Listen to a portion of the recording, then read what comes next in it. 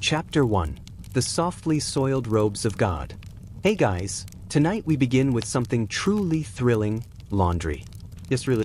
You've made it through another long day, and now, as you dim the lights, we're going to spend the next few hours unraveling the sacred mysteries of how medieval monks washed their clothes. I know that doesn't sound like much, but imagine a quiet monastery in the 13th century, bells tolling somewhere in the fog, a dozen bald men in wool robes trudging toward a river with baskets full of linen. It's peaceful, slow, and, let's be honest, probably smelled like a damp sheep. Perfect bedtime material. So, get cozy. The world is loud, and history can be too. But here, in the gentle monotony of monastic laundry, nothing happens too quickly. We're going to scrub, rinse, and hang our way through the centuries of holy hygiene, one soggy tunic at a time. Let's start with the basics. Medieval monks were, essentially, the world's first laundry influencers, minus the ring light, and plus about 600 years of vow-enforced silence. Their days were built around a schedule called the Horarium, a kind of divine to-do list that told them when to pray, when to eat, and when, unfortunately, to deal with the endless piles of communal clothing.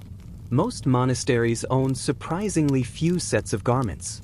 A monk might have one habit for daily wear and one for feast days, which sounds fine until you remember that wool doesn't exactly breathe, and deodorant wasn't a thing yet. After a week of fasting, manual labor, and limited bathing, the smell of sanctity must have been powerful. But cleanliness, oddly enough, mattered in monastic life. Not for beauty, obviously. Most of these guys had given up vanity along with everything else, but for discipline. Keeping your robe clean was seen as a kind of spiritual hygiene. Because if you could keep your tunic free of stains, maybe you could keep your soul free of sin. Or at least that's what they told themselves while wringing out another bucket of muddy water. Let's float over to the Cistercians, the clean freaks of the medieval church. They were the reformers, the minimalists, the we're going back to basics crowd of the 12th century. They liked stone-gray buildings, unadorned altars, and most of all, spotless white habits. The problem, of course, was that white wool is not exactly low maintenance. Cistercian monks spent hours keeping their habits pale enough to match their vows of purity. If you walked into a Cistercian laundry room, you'd find troughs carved into stone floors, sluices bringing in river water, and maybe, if you were lucky, the faint scent of lye soap made from wood ash and animal fat. Romantic, right? And because monks loved rules, they wrote down everything. We actually have records of exactly how they did this. Laundry days were set, duties were assigned, and punishments existed for those who got lazy with their linens.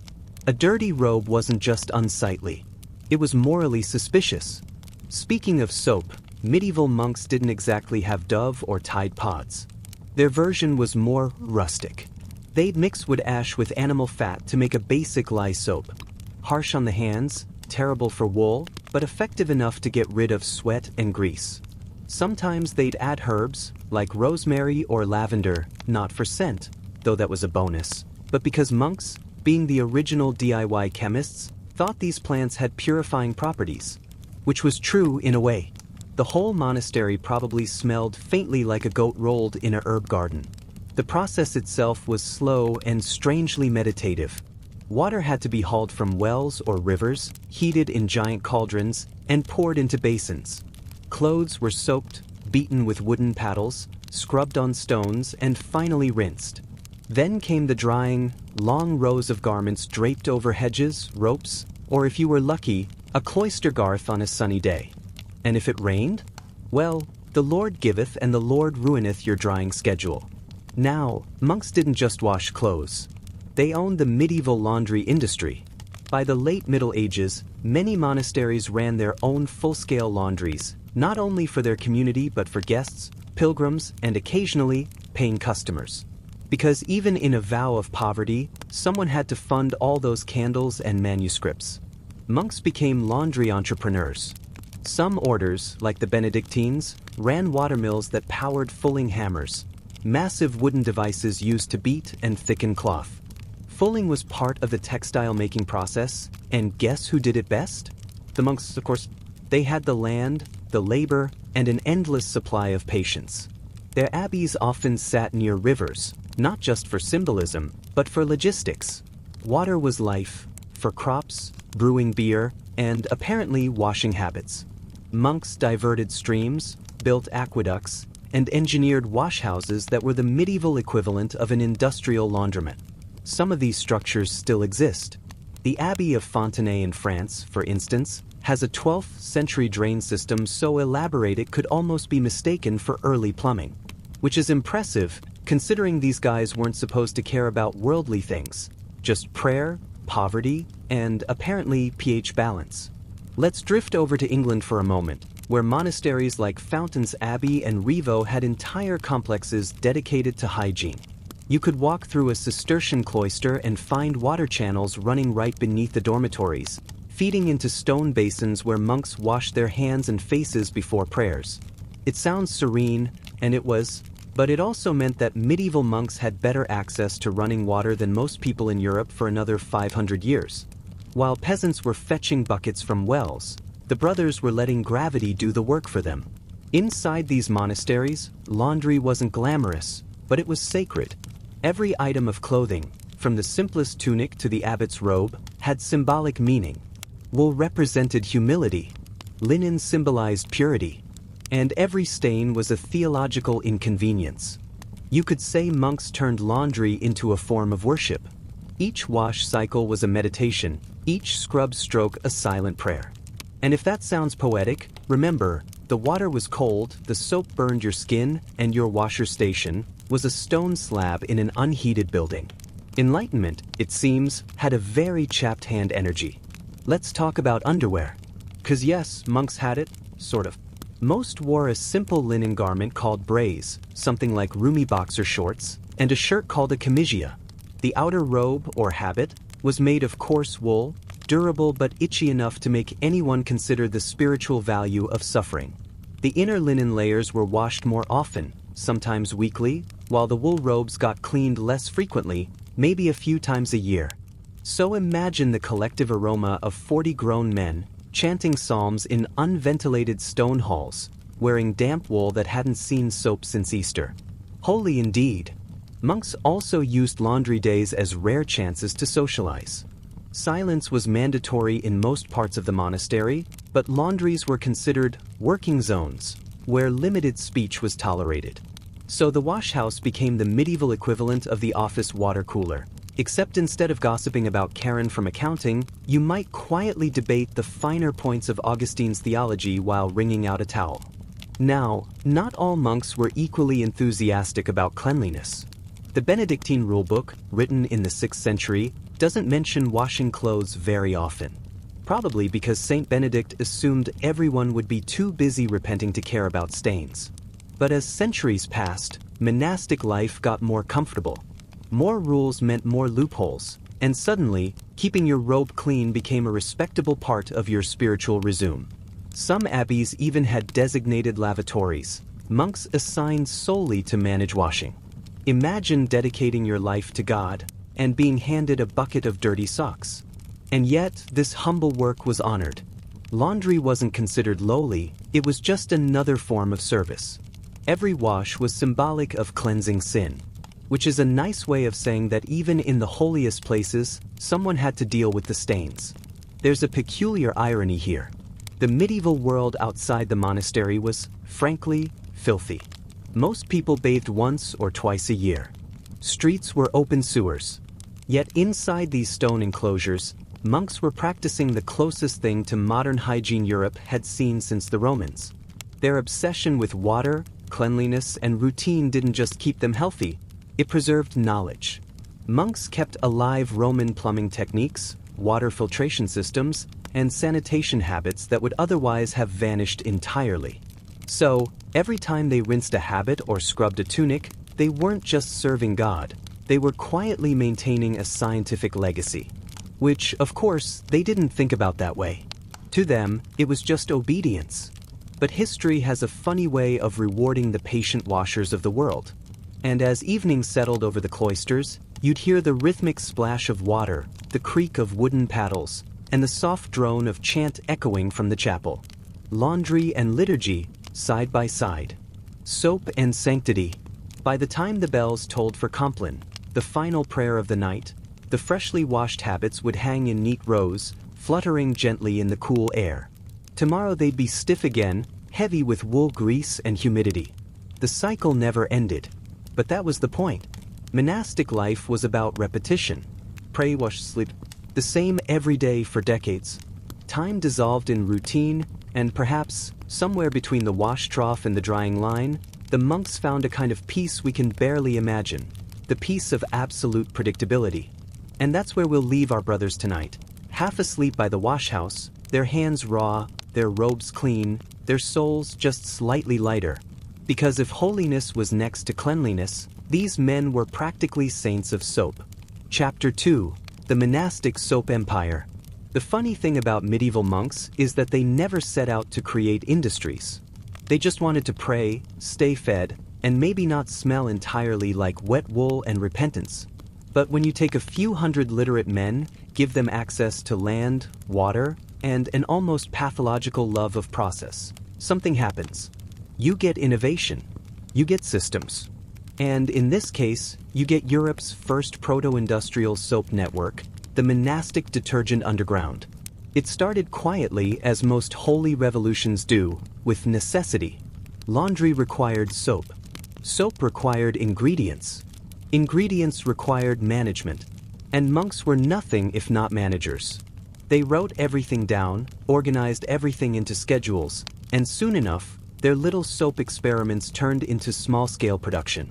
By the 11th century, many monasteries were already making soap in quantities that went beyond what they personally needed. They traded it. They sold it. They gave it to travelers, hospitals, and sometimes even royalty. Because nothing said blessed hospitality like a bar of mildly caustic lye cake. The basic recipe was simple, at least simple if you were willing to risk mild chemical burns. You'd start with animal fat, usually from pigs or sheep. Then you'd add wood ash, preferably from hardwood trees, which was full of potassium carbonate, an early form of lye.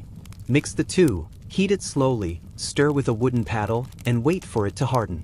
The result was a soft, grayish soap that smelled faintly like a funeral pyre and bacon grease. Functional, but not exactly spa day material. Monks, being monks, didn't stop there. They tinkered. Some added salt to harden the bars, others experimented with herbs, rosemary, sage, thyme. These weren't meant for fragrance, though it helped. They believed each herb carried symbolic or healing powers. So a lavender soap might purify the body and soul, while a mint blend might chase away impure thoughts. Which, frankly, seems like a lot to expect from a bar of soap, but you have to admire the optimism. Let's drift to southern France, where things got particularly bubbly. In the 9th and 10th centuries, the region around Marseille began producing what we now recognize as early soap on a commercial scale. And who do you think was quietly behind much of that infrastructure? The abbeys of Provence and Languedoc were already running olive oil presses. Olive oil was the region's gold. It lit lamps, flavored food, and moisturized dry monastic hands. It didn't take long for someone to realize that olive oil could also be mixed with lye to create a smoother, better soap. Cleaner, softer, and with a scent that didn't immediately suggest barnyard tragedy. The result became the ancestor of what we now call Savon de Marseille. A luxurious, olive-based soap that began as a humble monastic experiment and ended up defining an entire industry. Of course, the monks didn't patent it. Patents weren't a thing, and also humility.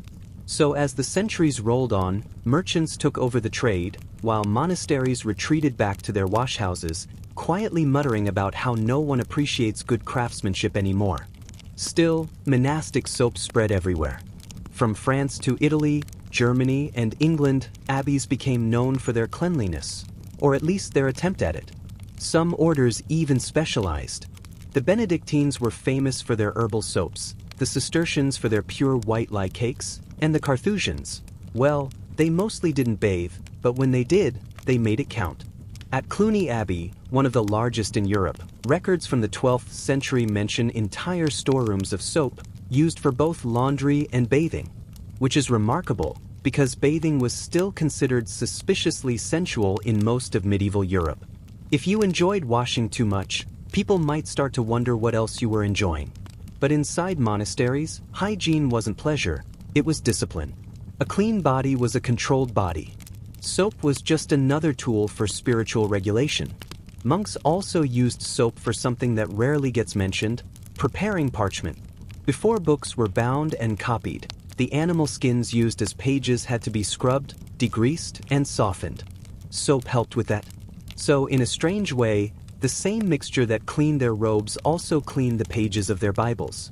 You could almost say monastic soap was both a detergent and a sacrament. That's probably not how they saw it, but it's a poetic thought, lathering their way toward literacy. And as their soap-making improved, so did their trade networks. Monasteries weren't isolated little prayer boxes. They were economic hubs. They owned farms, forests, and fisheries. They employed lay brothers and laborers. They had access to markets and trade fairs. When a Cistercian abbey needed ashes, it came from its own forest. When it needed fat, it came from its own livestock. And when travelers stopped by, the abbey might send them off with a small block of holy soap as a gesture of hospitality. Some even stamped their bars with crosses or the abbey's emblem, the medieval equivalent of branding.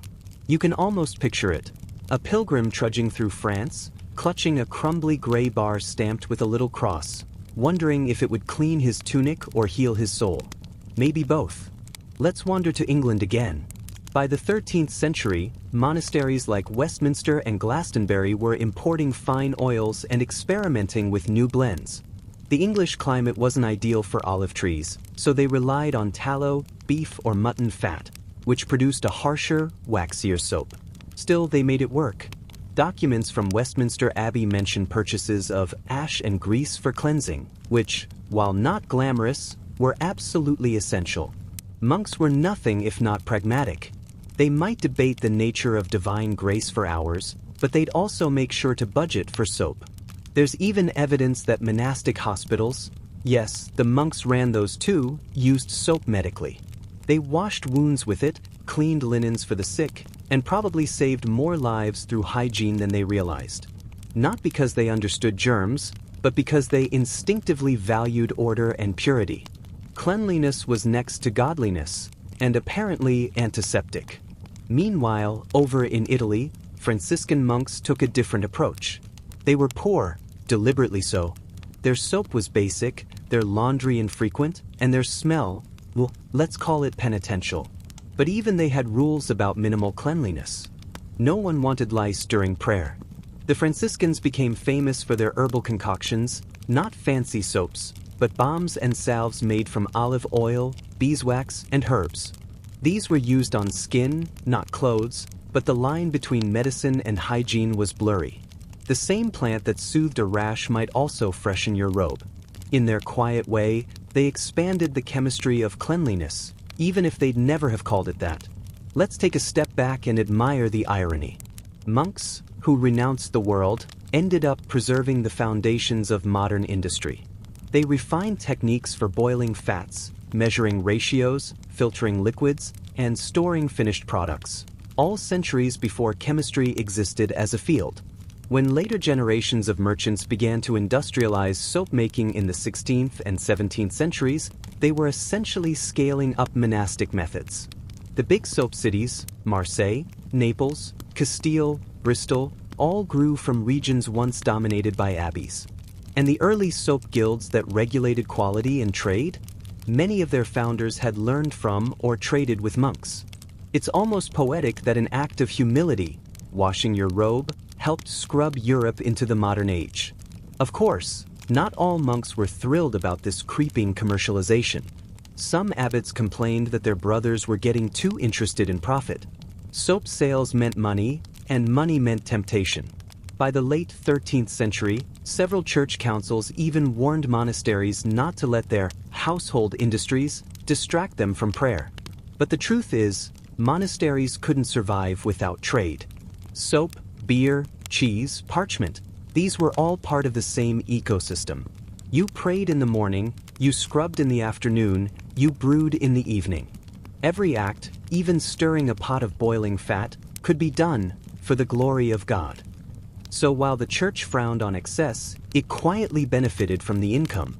And the abbots, naturally, kept immaculate ledgers and immaculate robes. There's something almost charming about the image of monks bent over steaming cauldrons, stirring soap with the same patience they'd use to illuminate a manuscript. Both tasks required precision. Both produced something meant to last. And both smelled faintly of suffering. Their soap wasn't luxurious, but it worked. It cut grease, softened wool, and, most importantly, gave them the feeling that they were maintaining order in a chaotic world. In a time when most villages were muddy, disease-ridden, and unwashed, the monastery was an island of rhythm and cleanliness. It's tempting to think they did it out of comfort, but they didn't. Comfort was the enemy. They did it because it was ordered. And order, to a medieval monk, was divine. When you zoom out, you realize that the monastic soap empire wasn't just about hygiene, it was about control. Control over nature. Control over the body. Control over the soul. By transforming animal fat and ashes, literal waste, into something purifying, monks enacted the great metaphor of Christianity, redemption through transformation. Everything dirty could be made clean again, if you just worked hard enough. It's a strangely beautiful thought, and also a bit exhausting. Imagine trying to find spiritual meaning in every load of laundry. But for monks, that was the point. The holy life was built on repetition, 1,000 small acts done faithfully. Soap was just one more part of the routine, as vital to salvation as chanting or fasting. And so, across Europe, abbeys continued to bubble quietly through the centuries. They brewed beer, baked bread, copied manuscripts, and somewhere in the background, kept stirring vats of soap. When plagues came, their cleanliness helped them survive. When empires fell, their routines stayed intact. Even when the Reformation swept through and dissolved hundreds of monasteries, their recipes endured. Lay people took them, refined them, branded them. And soon, soap was no longer holy, it was household. But its roots remained deep in the cloisters, where it all began with a few pious men who just wanted clean robes and clear consciences. So next time you see a bar of olive soap, smooth and pale and faintly herbal, remember, you're holding a piece of monastic history. A legacy of centuries spent boiling fat and faith into something surprisingly gentle. And as the monks would probably remind you, whether you're washing a tunic, a dish, or a soul, always rinse twice. Chapter 3: The Ritual of Bathing, when monks accidentally reinvented self-care. Bathing in the medieval imagination was a suspicious activity. If you enjoyed it too much, people assumed something sinful was going on. The body was, after all, the enemy of the soul, slippery, needy, full of inconvenient desires. So when monks started building baths inside monasteries, eyebrows were raised. But of course, they had an explanation. Everything had to have one. They didn't bathe for pleasure. They bathed for purity.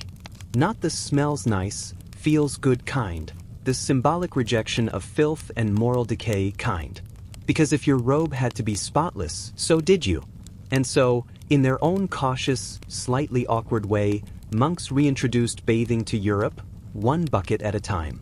It's important to remember just how radical that was. After the fall of Rome, public baths, once the pride of every city, fell into disrepair. The early church saw them as dens of temptation, where people spent far too much time naked, social, and happy. None of which sounded particularly godly. But monasteries were self-contained worlds. They could bend the rules. Inside their stone walls, monks slowly rebuilt a version of Roman hygiene, simplified, sanctified, and heavily supervised. Some of the earliest examples come from Carolingian monasteries in the 8th and 9th centuries. At St. Gall, in modern Switzerland, there's a surviving architectural plan showing not just chapels and dormitories, but entire bathhouses, complete with water heating systems, drainage, and changing rooms. It was like an ancient spa designed by men who hated comfort but loved plumbing. Bathing became part of monastic rhythm, though never indulgently so. Rules varied by order, but most allowed washing a few times a month, more often for the sick or during summer. No splashing, no chatting, and definitely no scented oils. It wasn't that kind of bath. In some monasteries, Communal bathing was arranged in long, trough-like basins. Picture a quiet stone room filled with lukewarm water, steam curling against the walls, and a row of men sitting silently, each pretending not to notice the others. It was humility, hygiene, and mild discomfort all at once. Hot water was a luxury.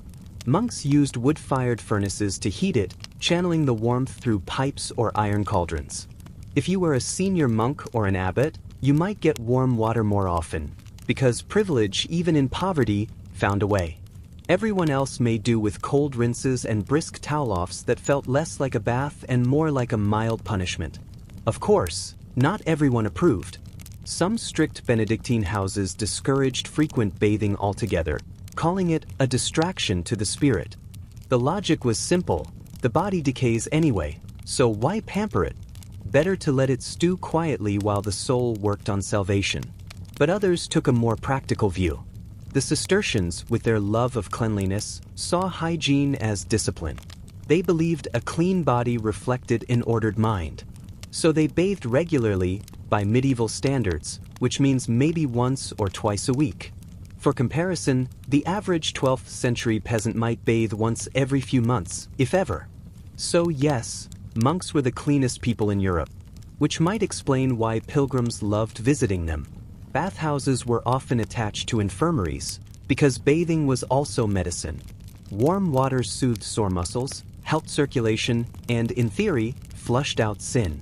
Doctors of the time, heavily influenced by Galenic medicine, believed in balancing the body's humors. A bath could correct an imbalance: too much heat, too much bile, too much melancholy. And monks, who copied those medical texts by hand, took the advice seriously. They prescribed baths for fever, joint pain, insomnia, and spiritual heaviness. Which sounds oddly modern, doesn't it? It turns out that "take a bath and relax" has been sound advice for over 1,000 years. Let's pause for a moment and imagine it. A monastery at twilight, bells ringing in the distance, steam rising from a small stone chamber lit by flickering lamps. Monks enter, one by one, robes tucked up, eyes down, voices low. They lower themselves into the warm water, exhale softly, and for a brief, rare moment, they just exist. No chanting, no scrubbing, no rules. Just silence and heat. For men who lived by strict schedules, it must have felt like floating outside time. Of course, the feeling didn't last. Someone would cough, the abbot would remind everyone to remain mindful of modesty, and reality would reassert itself. Still, for a few minutes, they touched something close to peace, physical, spiritual, and slightly damp. In larger abbeys, like Cluny or Westminster, bathing became organized to the point of bureaucracy. There were timetables for who could bathe and when. The infirm got priority, the novices went last, and someone, always someone, had to clean the bath afterward. Records from English monasteries mention lavatoria, washhouses where monks cleaned hands and faces before meals and prayers, and balnea, or full baths, for more thorough cleansing. The distinction mattered. Washing your hands was daily. Bathing your whole body? That was an event. The bathhouses themselves were often architectural wonders. Fed by aqueducts or diverted streams, they used gravity to fill basins and drains. Some even had rudimentary heating systems that warmed floors and water, an early form of underfloor heating, centuries before castles had chimneys. It wasn't luxurious, but it worked. Efficiency was the holiest comfort of all. The irony is that while monks quietly perfected the art of bathing, the rest of Europe was regressing. Public baths in cities were closing, often condemned by the church as immoral. By the 14th century, many bathhouses had indeed turned into places of less than holy recreation. So, naturally, monks wanted nothing to do with that. Their baths were private, disciplined, and unadorned, the antithesis of public pleasure. But the knowledge they preserved, how to heat water, manage drainage, and maintain hygiene, survived through them. When Europe rediscovered bathing centuries later, much of what it knew came indirectly from monastic blueprints. In a strange twist, the same men who avoided luxury ended up keeping luxury alive. Bathing also played a symbolic role in monastic ritual. Before high holy days like Easter, monks washed not just their clothes but their bodies. Purity was total, inner and outer. The water represented renewal, repentance, rebirth. Even the act of pouring it was prayerful. In some orders, monks washed each other's feet as a sign of humility, echoing Christ's act at the Last Supper. It was both literal and metaphorical, a way to cleanse pride. You can imagine the awkwardness. One elderly monk kneeling to wash another's feet in cold water, both trying to look serene while wondering if this counted as penance. But that's the essence of monastic life, discomfort wrapped in devotion. Every awkward gesture meant something. Let's drift, for a moment, to a Benedictine monastery in 12th century Germany. Winter. Snow outside. The cloisters are cold enough to freeze ink. In the bathhouse, though, the air is thick and warm, smelling faintly of wet wool and smoke. A handful of monks are gathered around a cauldron, feeding logs into the fire. Steam billows, and someone stirs the water with a long wooden pole. It's not glamorous. It's work. But when they finally pour the hot water into the bathing troughs, there's a collective sigh, the closest thing to joy they'll allow themselves before Lent. Each monk bathes quickly, modestly, methodically. When done, he steps out, wraps himself in rough linen, and dries off by the dim light. There's no chatter, no laughter, just the quiet rhythm of towel against skin, like the sound of parchment turning. It's hard not to feel sleepy imagining it. Warm air, dim light, the soft drip of water echoing in stone. Even holiness feels drowsy here. And yet, for all their restraint, monks loved order, and bathing required a lot of it. Water had to be fetched, heated, distributed, and drained. Someone had to maintain the furnace, scrub the basins, replace the towels. The bathmaster, as some records call him, was a real position. An unsung hero of hygiene, ensuring no one accidentally boiled the abbot. Laundry and bathing schedules often aligned, forming a rhythm of cleanliness that defined the monastic week. It wasn't spontaneous or soothing in the modern sense. It was structured serenity, the kind of predictability that makes even discomfort strangely comforting. Monks didn't chase pleasure, they chased peace through order. And sometimes, that peace came in the shape of a warm bath on a cold day. We tend to imagine the Middle Ages as filthy and miserable, but monasteries quietly defied that image. Their cleanliness wasn't luxurious, it was practical, almost ascetic. They understood something fundamental, that the mind settles best when the body isn't distracted by grime, stink, or discomfort. It's hard to contemplate eternity when your robe sticks to you. So, without realizing it, monks invented the idea of self-maintenance, the forerunner of what we now call self-care. Not the candle and bubble bath version, but the quiet discipline of keeping oneself in order. Routine, cleanliness, reflection. It was less treat yourself and more clean yourself before Vespers. Still, the principle remains the same, care of the body as care of the soul. Eventually, of course, even monastic bathing declined. The later Middle Ages were rough on hygiene. Plagues, wars, and reformations drained resources. Some orders grew stricter, others poorer. Bathhouses fell into neglect, pipes froze, roofs leaked. By the 16th century, many monastic baths were gone, replaced by smaller washrooms or simple basins. Cleanliness became individual again, a basin, a cloth, and a prayer. But the idea lingered, passed quietly through centuries, waiting for rediscovery. And rediscover it we did. When Europe revived public bathing in the Renaissance, architects and scholars looked back, not to Rome, but to monastic blueprints. Those humble washhouses had preserved something precious, the belief that purity, even physical purity, was worth maintaining. So the next time someone lights a candle and calls a bath self-care, remember, somewhere in a 12th century cloister, a monk did it first, without the candle, without the soundtrack, and definitely without permission. He sat there, motionless, half submerged in tepid water, whispering prayers between shivers. Not for comfort, not for indulgence, just for the quiet satisfaction of being clean enough to pray again. And in that moment, he probably felt, in the simplest, most human way, holy. Chapter 4. The smell of salvation, when monks invented soap, kind of. By now, it's probably clear that medieval monks didn't just pray. They tinkered, experimented, and occasionally made the kind of discoveries that later civilizations would take credit for.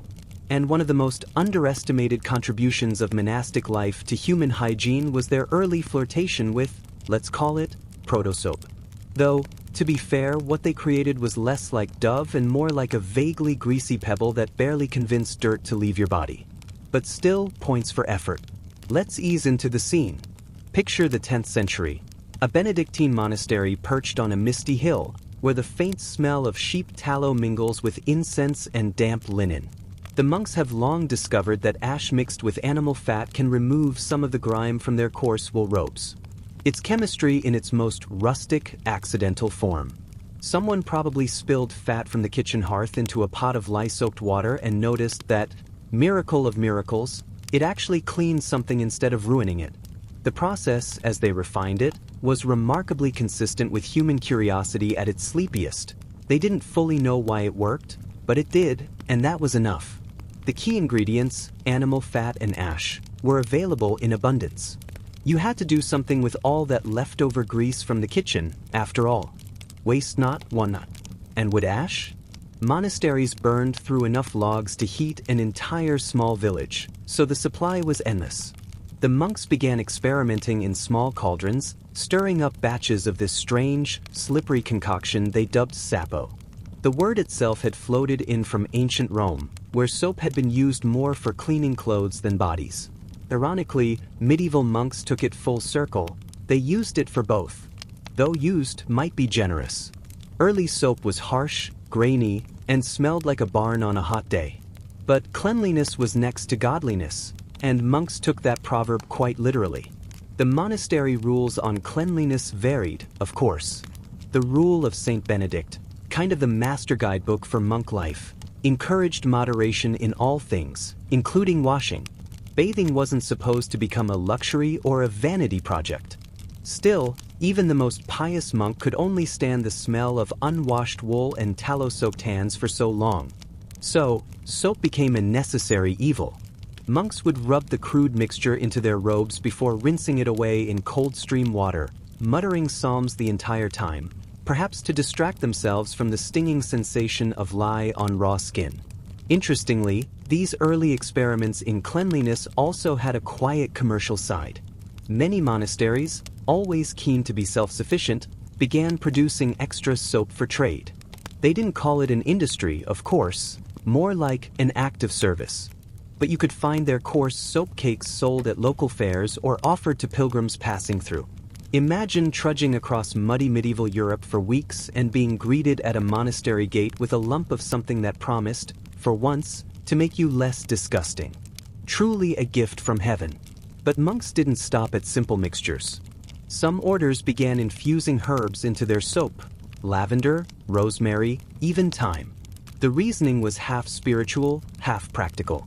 The herbs added fragrance, masked the smell of rancid fat, and, bonus points, were believed to have purifying properties. The result was the birth of scented soap, though calling it pleasant might be pushing it. Still, it was a sensory upgrade in a world where most people's scent profile was best described as compost bin. A few monasteries even kept secret recipes. Certain abbeys in France and northern Italy became quietly renowned for their soap, which was said to lather better or smell less offensive than the rest. Of course, lather in this case was probably an overstatement. It was more of a faint foam that lasted all of 2 seconds, but the monks were proud of it. There were even whispered debates about the correct ratio of ash to fat. If you can imagine a group of men in robes earnestly arguing about the fluffiness of their cleaning paste, you've captured the spirit of monastic science perfectly. The theological justification for all this was surprisingly strong. Cleanliness, in the monastic sense, wasn't vanity, it was discipline. Just as they scrubbed sin from their souls, they scrubbed dirt from their robes. One chronicler even described washing as a humble imitation of divine purification. It sounds lofty until you realize he probably wrote that with cracked, lye-burned hands after spending 3 hours scouring cassocks by hand. By the 12th century, monastic soap-making had spread across much of Europe. The Benedictines were at the forefront. But Cistercians, ever the practical minimalists, refined the process further. They preferred hard soaps, less likely to melt or spoil. One Cistercian record even mentions adding salt to harden the mixture for travel. So now we have traveling soap, Europe's first portable hygiene solution. It's worth noting that while monks were crafting these early soaps, much of secular Europe was going through a "why bother bathing?" phase. Many nobles still clung to the belief that water carried disease, and frequent washing was considered vaguely sinful or indulgent. Monks, ironically, became some of the cleanest men in Christendom, though clean is definitely a relative term. Let's just say they smelled less like rot and more like smoky candle wax. There's also an intriguing side effect to all this soap making. It blurred the line between physical and spiritual cleanliness. For many monks, the simple act of washing garments became a form of meditation. They prayed while stirring vats of bubbling soap, each rotation of the wooden paddle accompanied by murmured chants. It's hard not to imagine that scene, the hiss of boiling fat, the faint tang of smoke, and the rhythmic cadence of prayer echoing through the cloister. Of course, accidents happened. There are a few surviving notes in monastic records warning about the dangers of boiling lye unattended. Translation: someone definitely set something on fire. And yet, out of these sleepy, repetitive experiments emerged one of the earliest sustainable traditions of soap production in Europe. It wasn't glamorous, and it didn't change the world overnight, but it planted the seeds for something bigger. Over time, monastic soap recipes quietly migrated into towns and villages. As trade networks expanded, merchants picked up the techniques and improved upon them. By the late Middle Ages, soap making was no longer just a monastic curiosity, it had become a craft.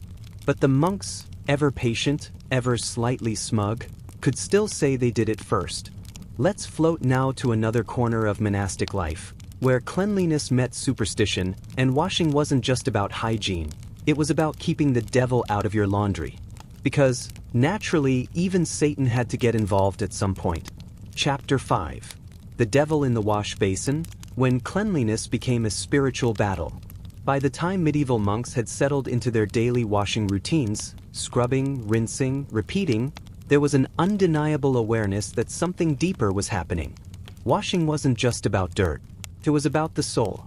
And in the wonderfully superstitious logic of the Middle Ages, that meant if purity was divine, filth was probably the devil's playground. It sounds ridiculous now, but to a cloistered 12th century mind, demons were everywhere. They lurked in dark corners, under beds, and, most inconveniently, inside unwashed garments. Which, if you consider the average hygiene level of the era, meant Europe was basically one giant Airbnb for minor demons. Monks, ever mindful of spiritual symbolism, began to treat laundry not only as a necessity but as a miniature exorcism. There's an old record from the Abbey of St. Gall that mentions garments being purified through washing, lest evil linger in the cloth. Evil, in this case, might have just been fleas, but symbolically it worked. Monks believed that sin, temptation, and spiritual corruption could attach themselves to clothing, much like grime. So, when a monk dipped his robe into the cold wash water, he wasn't just removing dirt, he was symbolically drowning the devil. And naturally, this belief came with rituals. Before washing, some monks would sprinkle holy water into the basin. Others would chant brief prayers, invoking saints associated with cleanliness or domestic tasks.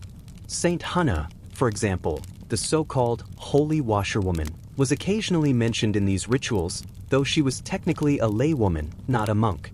Still, her patronage covered washing the clothes of the poor, which seemed close enough. There were even warnings about what could happen if you didn't wash properly. A Cistercian text from the 13th century makes a rather ominous note. Those who neglect their garments invite the foul spirits of sloth. In other words, if your robe stank, it wasn't just bad manners, it was moral decay. The devil, apparently, loved a dirty tunic. It might sound like medieval overthinking, but this moralized hygiene actually shaped the monastic mindset. Cleanliness equaled discipline. Sloppiness equaled spiritual vulnerability. And in monasteries where order was everything, you could imagine how a stain on your habit might feel like a tiny crisis of faith. One monk described in his diary how he spent an entire afternoon trying to scrub out an ink blot from his sleeve, convinced it was a sign of internal disarray. It wasn't, it was just bad coordination, but the anxiety was very real. Laundry became a kind of performance art for humility. Monks weren't supposed to feel pride in looking clean, but they were expected to take comfort in being clean for God. It was a delicate balance. Too much vanity in washing, and you were flirting with sin. Too little, and you were inviting demons to move in rent-free. The ideal monk was thus perpetually clean, perpetually humble, and perpetually uncomfortable. In some abbeys, this tension between the physical and spiritual sides of washing turned into curious little customs. For instance, the monks of Cluny reportedly washed their robes in silence. No talking, no sighing, no muttering complaints. The idea was to keep the act pure and meditative.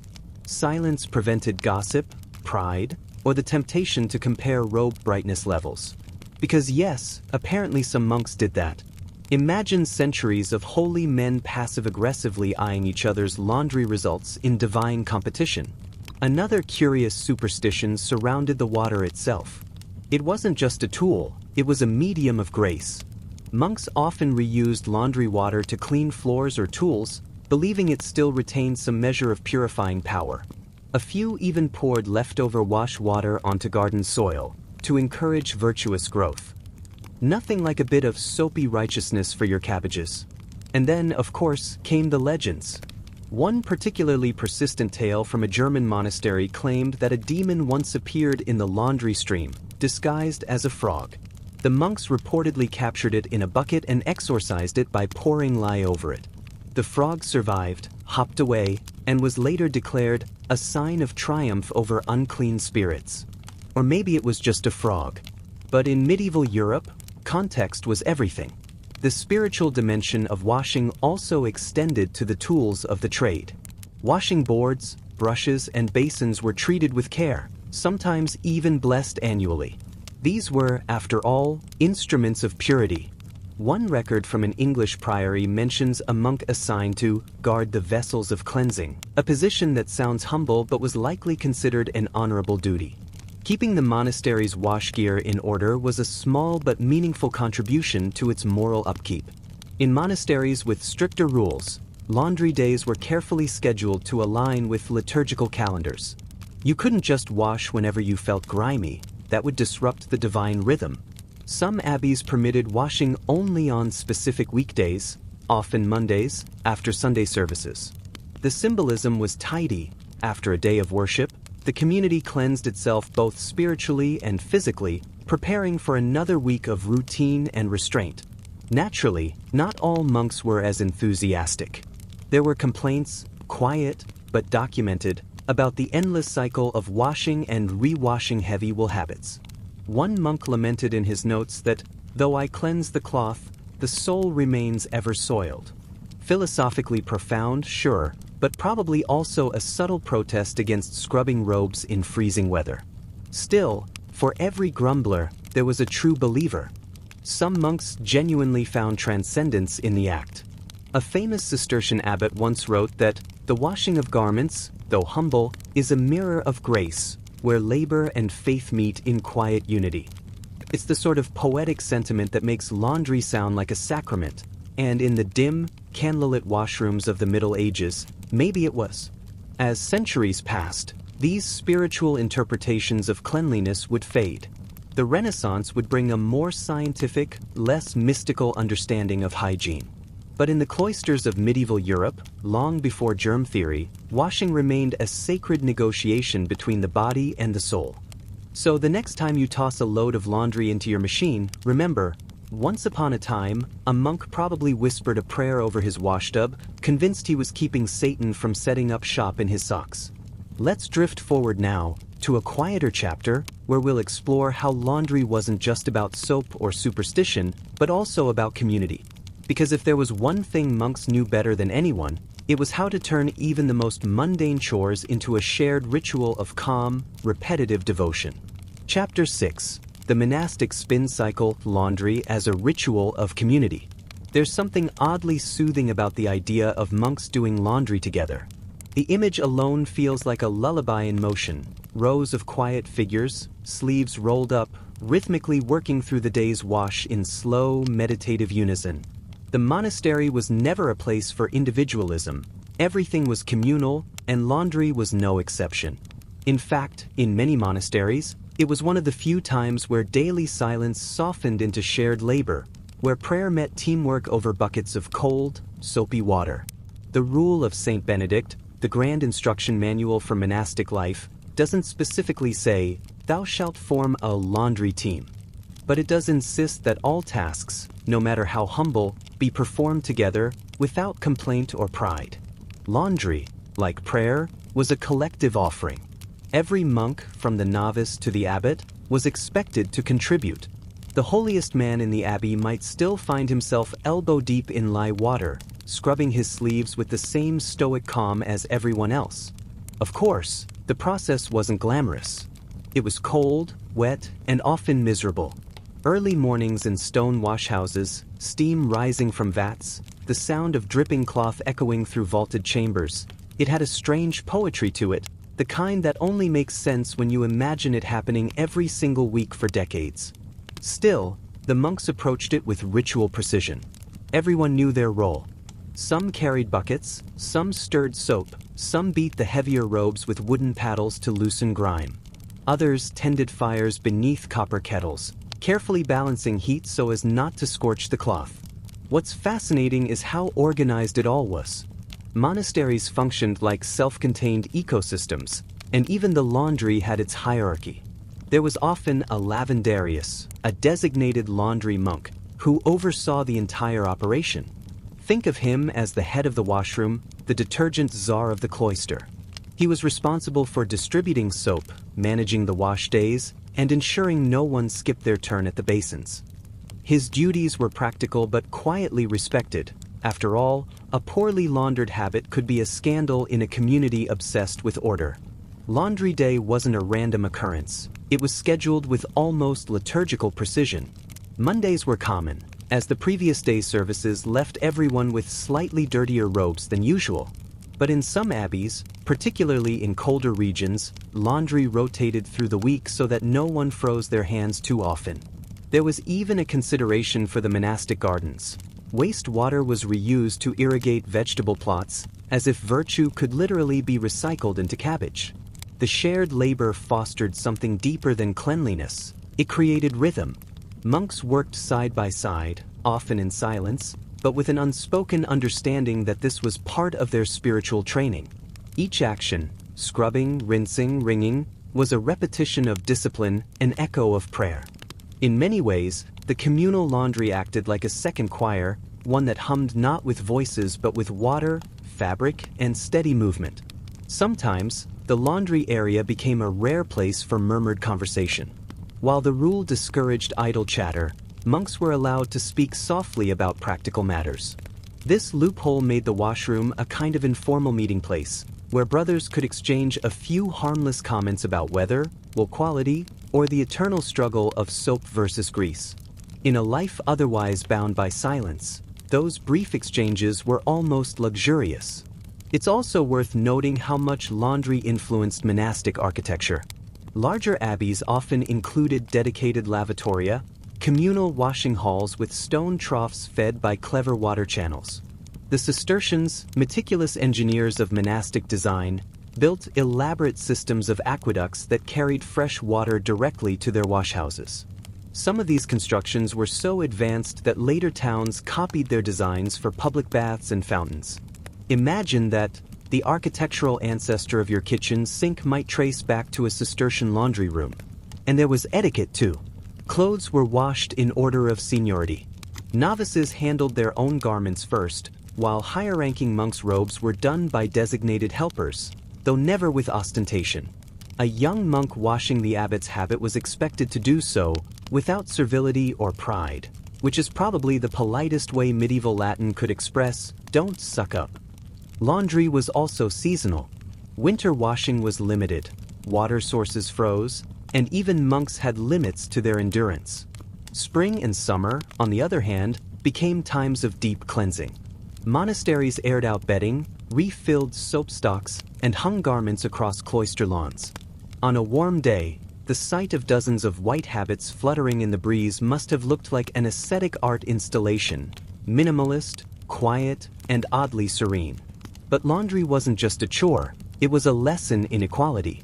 The monastery's strength came from shared humility, and scrubbing robes together erased rank, at least temporarily. The same abbot who preached from the pulpit on Sunday might be standing next to a novice on Monday, both bent over basins, sleeves rolled, backs aching. It was a reminder that even the most devout life was built on repetition, cooperation, and a touch of tedium. There's something beautifully human in that. These monks, men who'd renounced wealth, family, and comfort, still gathered every week to do laundry, knowing full well it would never end. No matter how clean the robes, there would always be more dirt, more stains, more ash from the fire settling into the fabric. It was Sisyphean, yes, but in their eyes, that was the point. Each wash was a small act of surrender to the cycle of imperfection and renewal. The communal rhythm of laundry even shaped monastic psychology. The repetition was grounding. It kept the mind occupied without distraction, allowing thoughts to drift in the same gentle cadence as a whispered psalm. For monks who spent most of their lives in contemplation, it was a rare chance to feel connected to both matter and spirit, body and cloth, flesh and prayer, all blending quietly in the wash water.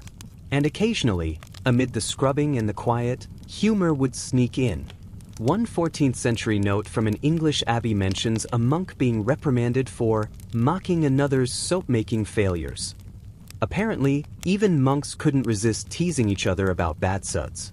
It's oddly comforting, proof that, beneath all the solemn ritual, there were still moments of ordinary humanity.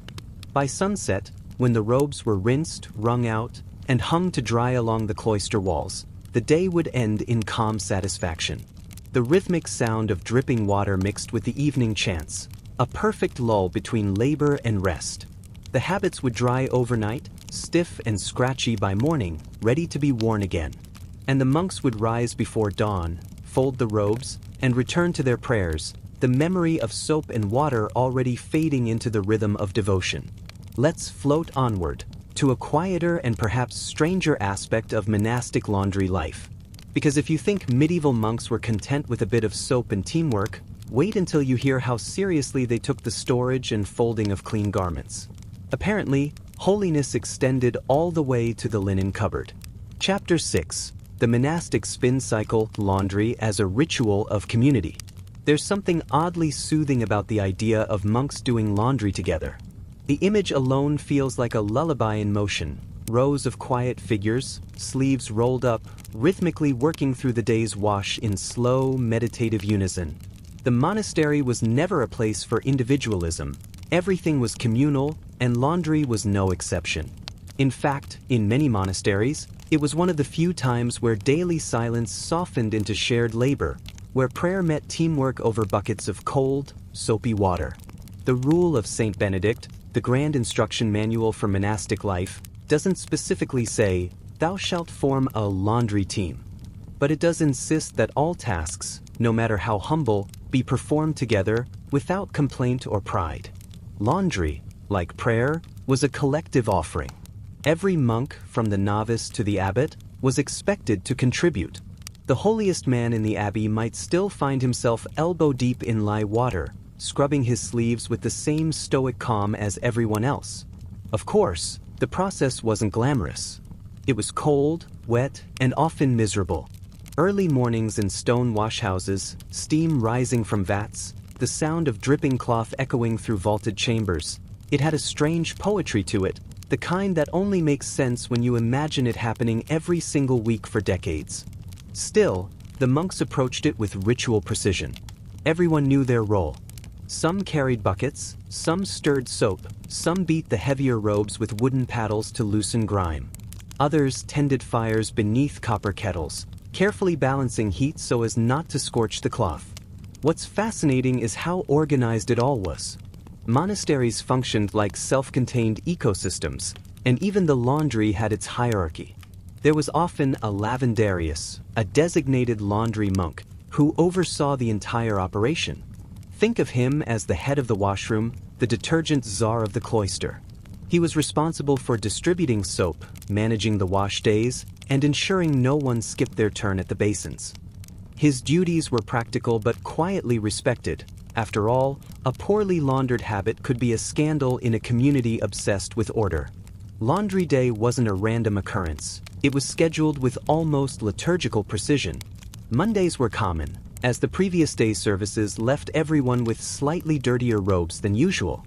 But in some abbeys, particularly in colder regions, laundry rotated through the week so that no one froze their hands too often. There was even a consideration for the monastic gardens. Wastewater was reused to irrigate vegetable plots, as if virtue could literally be recycled into cabbage. The shared labor fostered something deeper than cleanliness. It created rhythm. Monks worked side by side, often in silence, but with an unspoken understanding that this was part of their spiritual training. Each action, scrubbing, rinsing, wringing, was a repetition of discipline, an echo of prayer. In many ways, the communal laundry acted like a second choir, one that hummed not with voices but with water, fabric, and steady movement. Sometimes, the laundry area became a rare place for murmured conversation. While the rule discouraged idle chatter, monks were allowed to speak softly about practical matters. This loophole made the washroom a kind of informal meeting place, where brothers could exchange a few harmless comments about weather, wool quality, or the eternal struggle of soap versus grease. In a life otherwise bound by silence, those brief exchanges were almost luxurious. It's also worth noting how much laundry influenced monastic architecture. Larger abbeys often included dedicated lavatoria, communal washing halls with stone troughs fed by clever water channels. The Cistercians, meticulous engineers of monastic design, built elaborate systems of aqueducts that carried fresh water directly to their washhouses. Some of these constructions were so advanced that later towns copied their designs for public baths and fountains. Imagine that the architectural ancestor of your kitchen sink might trace back to a Cistercian laundry room. And there was etiquette too. Clothes were washed in order of seniority. Novices handled their own garments first, while higher-ranking monks' robes were done by designated helpers, though never with ostentation. A young monk washing the abbot's habit was expected to do so without servility or pride, which is probably the politest way medieval Latin could express, "Don't suck up." Laundry was also seasonal. Winter washing was limited, water sources froze, and even monks had limits to their endurance. Spring and summer, on the other hand, became times of deep cleansing. Monasteries aired out bedding, refilled soap stocks, and hung garments across cloister lawns. On a warm day, the sight of dozens of white habits fluttering in the breeze must have looked like an ascetic art installation, minimalist, quiet, and oddly serene. But laundry wasn't just a chore, it was a lesson in equality. The monastery's strength came from shared humility, and scrubbing robes together erased rank, at least temporarily. The same abbot who preached from the pulpit on Sunday might be standing next to a novice on Monday, both bent over basins, sleeves rolled, backs aching. It was a reminder that even the most devout life was built on repetition, cooperation, and a touch of tedium. There's something beautifully human in that. These monks, men who'd renounced wealth, family, and comfort, still gathered every week to do laundry, knowing full well it would never end. No matter how clean the robes, there would always be more dirt, more stains, more ash from the fires settling into the fabric. It was Sisyphean, yes, but in their eyes, that was the point. Each wash was a small act of surrender to the cycle of imperfection and renewal. The communal rhythm of laundry even shaped monastic psychology. The repetition was grounding. It kept the mind occupied without distraction, allowing thoughts to drift in the same gentle cadence as a whispered psalm. For monks who spent most of their lives in contemplation, it was a rare chance to feel connected to both matter and spirit, body and cloth, flesh and prayer, all blending quietly in the wash water. And occasionally, amid the scrubbing and the quiet, humor would sneak in. One 14th century note from an English abbey mentions a monk being reprimanded for mocking another's soap-making failures. Apparently, even monks couldn't resist teasing each other about bad suds. It's oddly comforting. proof that, beneath all the solemn ritual, there were still moments of ordinary humanity. By sunset, when the robes were rinsed, wrung out, and hung to dry along the cloister walls, the day would end in calm satisfaction. The rhythmic sound of dripping water mixed with the evening chants, a perfect lull between labor and rest. The habits would dry overnight, stiff and scratchy by morning, ready to be worn again. And the monks would rise before dawn, fold the robes, and return to their prayers, the memory of soap and water already fading into the rhythm of devotion. Let's float onward, to a quieter and perhaps stranger aspect of monastic laundry life. Because if you think medieval monks were content with a bit of soap and teamwork, wait until you hear how seriously they took the storage and folding of clean garments. Apparently, holiness extended all the way to the linen cupboard. Chapter 7. The Sacred Fold, How Monks Turned Laundry Storage into a Holy Science. If you've ever agonized over folding a fitted sheet, spare a thought for the medieval monks who treated folding and storing garments as a near sacrament. For them, a robe wasn't just a piece of clothing. It was a symbol of purity, discipline, and humility. And like all symbols in monastic life, it had to be treated with solemn precision. Once the washing was done and the wet habits hung to dry in cloister breezes, the next stage began. A ritual of sorting, folding, and storing that made modern minimalism look like chaos. Monks, after all, didn't have wardrobes bursting with options. Each typically owned two habits, one to wear, one to wash. Simplicity was the point, but even that tiny rotation demanded a whole philosophy of care.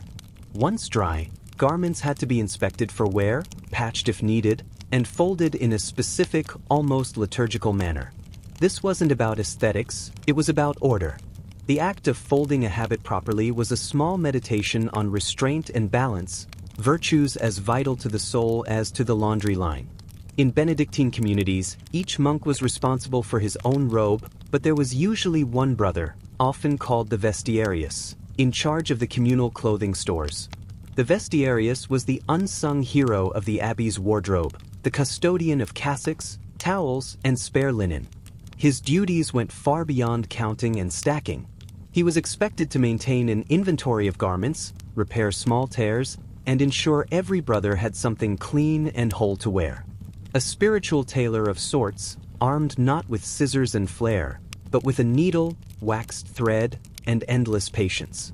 Garments were folded not loosely or casually, but with mathematical neatness. Monks valued symmetry. The folds were meant to reflect inner harmony.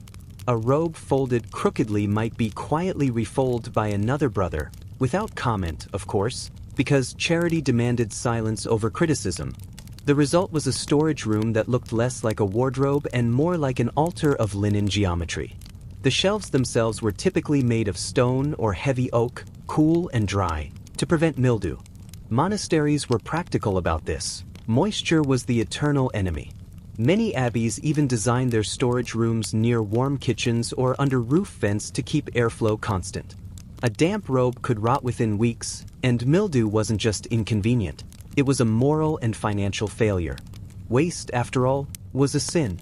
Every season came with a cleaning of the vestiarium, where garments were refolded, inspected, and sometimes redistributed. The poorer monasteries, which couldn't afford new cloth regularly, developed a quiet system of rotation.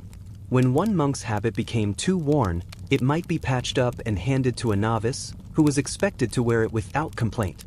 New fabric was rare, and the hierarchy of cloth was clear. Senior monks got first access to replacements, not out of privilege, but because they'd supposedly earned their wear.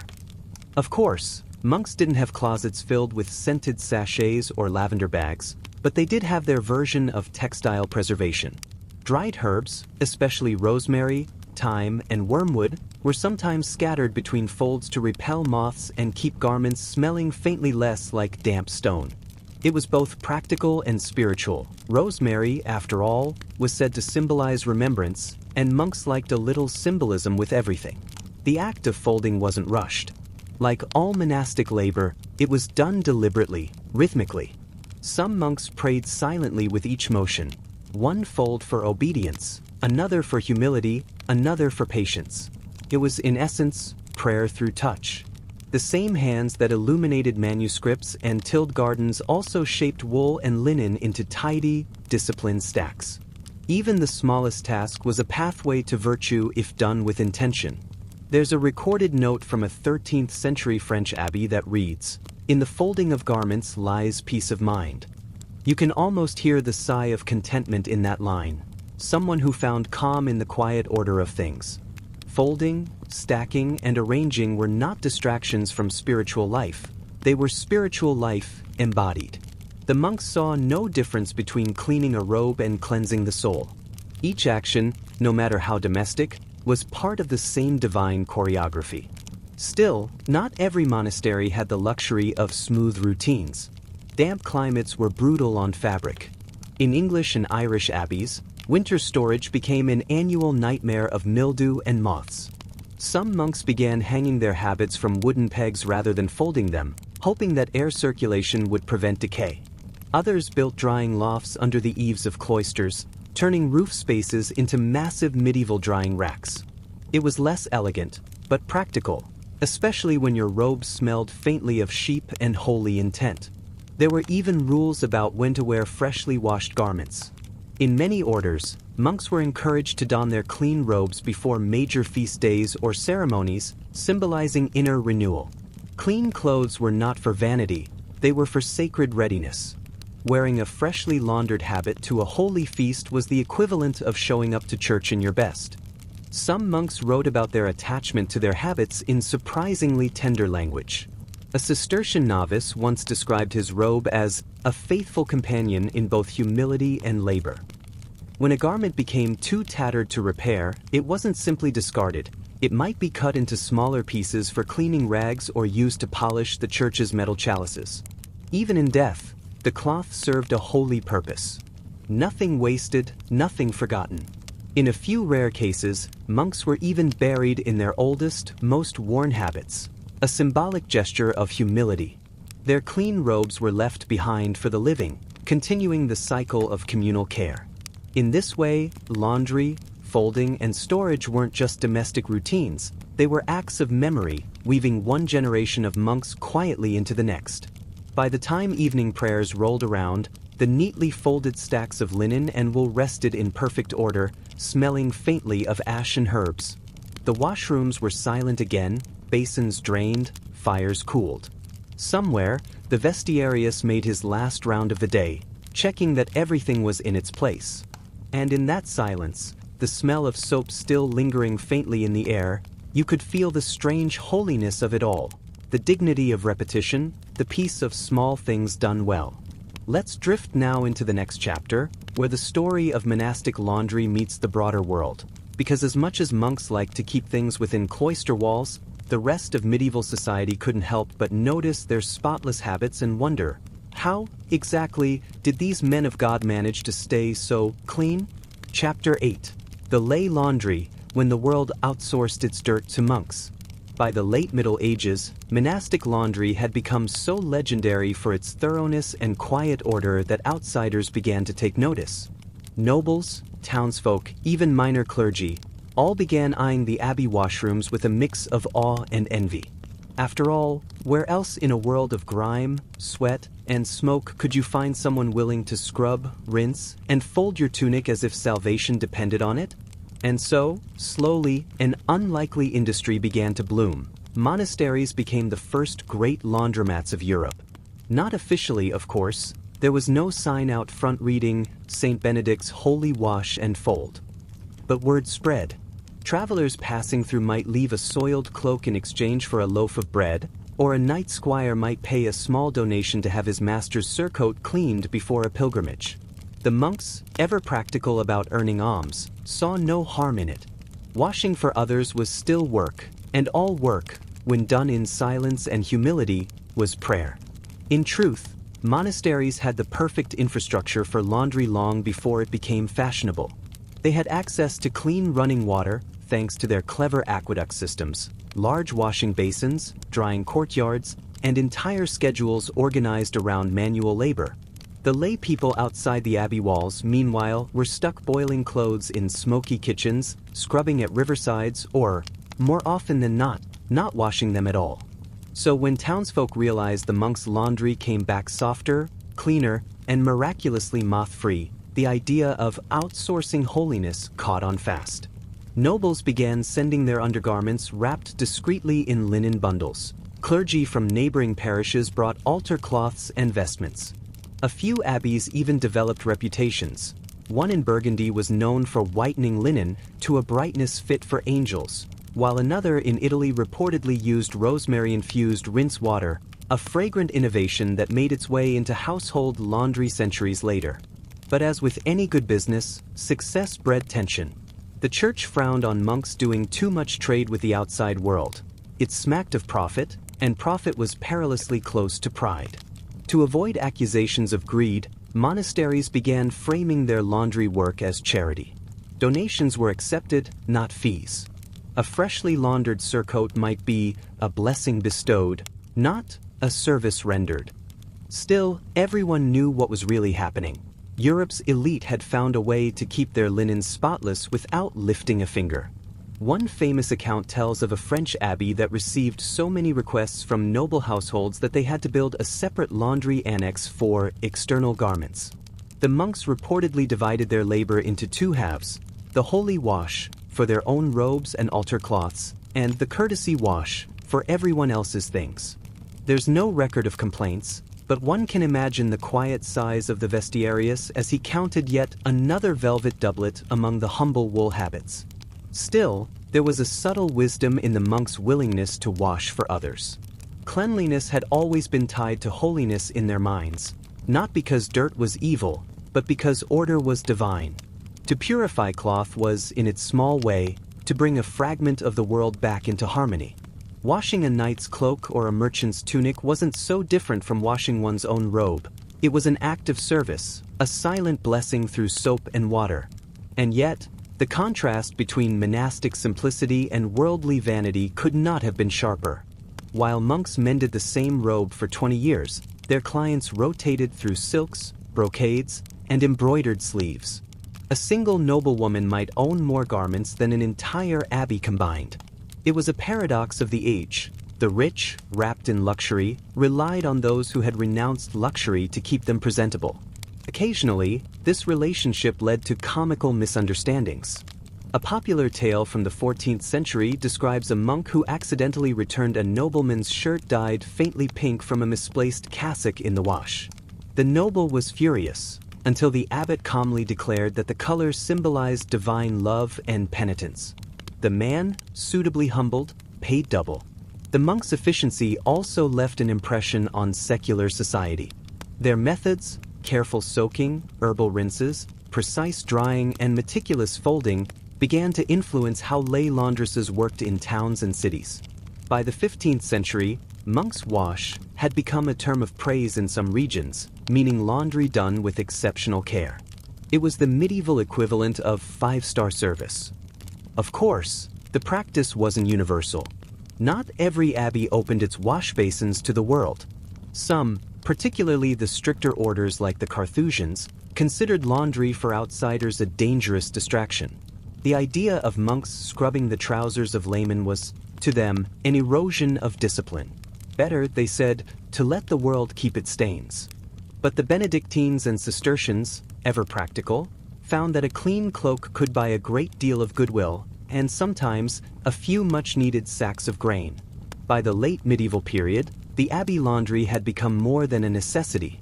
It was a social hub, a place where the sacred and the mundane quietly met. Lay brothers and visiting workers would chat softly as they beat cloth in the cool stone washrooms. Old monks might share herbal recipes or tips on removing wine stains from altar linens, salt and vinegar. Naturally. And through it all, the rhythm of washing, soaking, scrubbing, rinsing, continued like a heartbeat beneath the chanting of the hours. In a world where kings bathed twice a year and most peasants never did, monasteries stood as little islands of impossible cleanliness.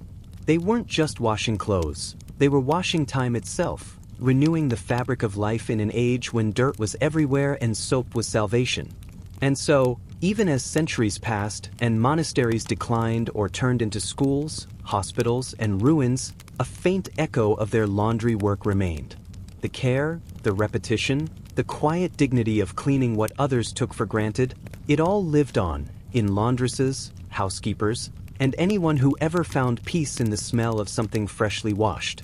Because in the end, for the monks and for us, laundry was never just about getting rid of dirt. It was about keeping a small corner of the world pure, one folded garment at a time. Chapter 9. The Ripple Effect. From cloistered washrooms to public laundries. By the time the Renaissance rolled in, bringing with it artists, inventors, and a general enthusiasm for being slightly cleaner than one's medieval ancestors, the monks' laundry systems had already left a quiet mark on Europe. You could say they'd done their part to civilize filth, one robe at a time. And yet, while the monasteries had perfected the art of washing in silence, the outside world was beginning to find its voice. Cities were growing. Markets were bustling. People were living closer together than ever before. Which, of course, meant that everyone could now smell each other far more efficiently. The result was an oddly urgent interest in cleanliness. Not personal hygiene, mind you. Bathing was still regarded as vaguely sinful, suspiciously indulgent, or outright dangerous. But washing clothes? That was a loophole. You could scrub your shirt until it gleamed like Gabriel's wing and still be considered devout. So, naturally, urban dwellers began looking for ways to replicate what the monks had been doing behind their cloister walls for centuries. Enter the public washhouse. These were humble at first, usually just covered basins or stone platforms built along rivers. Women, mostly from poorer households, would gather there to pound laundry against flat stones, sharing gossip, prayers, and complaints about their husbands in equal measure. But as city populations exploded, these makeshift wash points became too chaotic. Municipal authorities, in their infinite love of order and fear of disease, decided it was time to regulate the business of soap and water. In doing so, they unintentionally borrowed directly from monastic precedent. If you read the early bylaws for public laundries in places like Florence, Avignon, or Ghent, you'll notice familiar language, structured hours, rules for water use, prohibitions against idle chatter, even penalties for unclean washing basins. Sound familiar? It's almost as if a Benedictine rulebook had been lightly edited for civic use. The city washhouse, in other words, was a secular monastery of suds. And just like in the cloister, hierarchy reigned supreme. There were the master washers, who supervised technique and portioned out soap, a luxury still measured like gold, and the apprentices, who handled the soaking and wringing. Many of these women, because it was almost always women, learned their methods from former lay brothers or servants of monasteries. Knowledge of proper soaking times, water temperature, and herbal additives passed from abbeys to alleyways with surprising fidelity. The recipes were downright medieval poetry. To whiten linen, boil rosemary, sage, and lie together under the waxing moon. To freshen wool, soak in stale urine and rinse before dawn. Romantic? Effective? Absolutely. Of course, medieval Europe being what it was, washing clothes was not a glamorous profession. Public laundresses, or lavandières, often faced ridicule for their work. They were loud, muscular, and smelled of soap and river water, a combination that scandalized polite society. But their expertise was undeniable. It said that in some French cities, laundresses could tell which abbey a particular garment came from just by its scent of lavender, rosemary, or vinegar rinse. Monastic laundry had become a sort of olfactory brand. The monks themselves had mixed feelings about all this. On one hand, they were glad to see their humble discipline of cleanliness spreading to the world. On the other, they likely winced at the noisy, chaotic energy of city washhouses, where gossip and laughter replaced silence and psalmody. The abbey washroom had been an act of contemplation, the urban one, a scene of commerce and camaraderie. Yet there was something deeply human about both. Washing was, at its heart, a shared experience. Whether done in a quiet cloister or a bustling riverside, it brought people together under the universal truth that everything, robes, tunics, and lives alike, gets dirty eventually.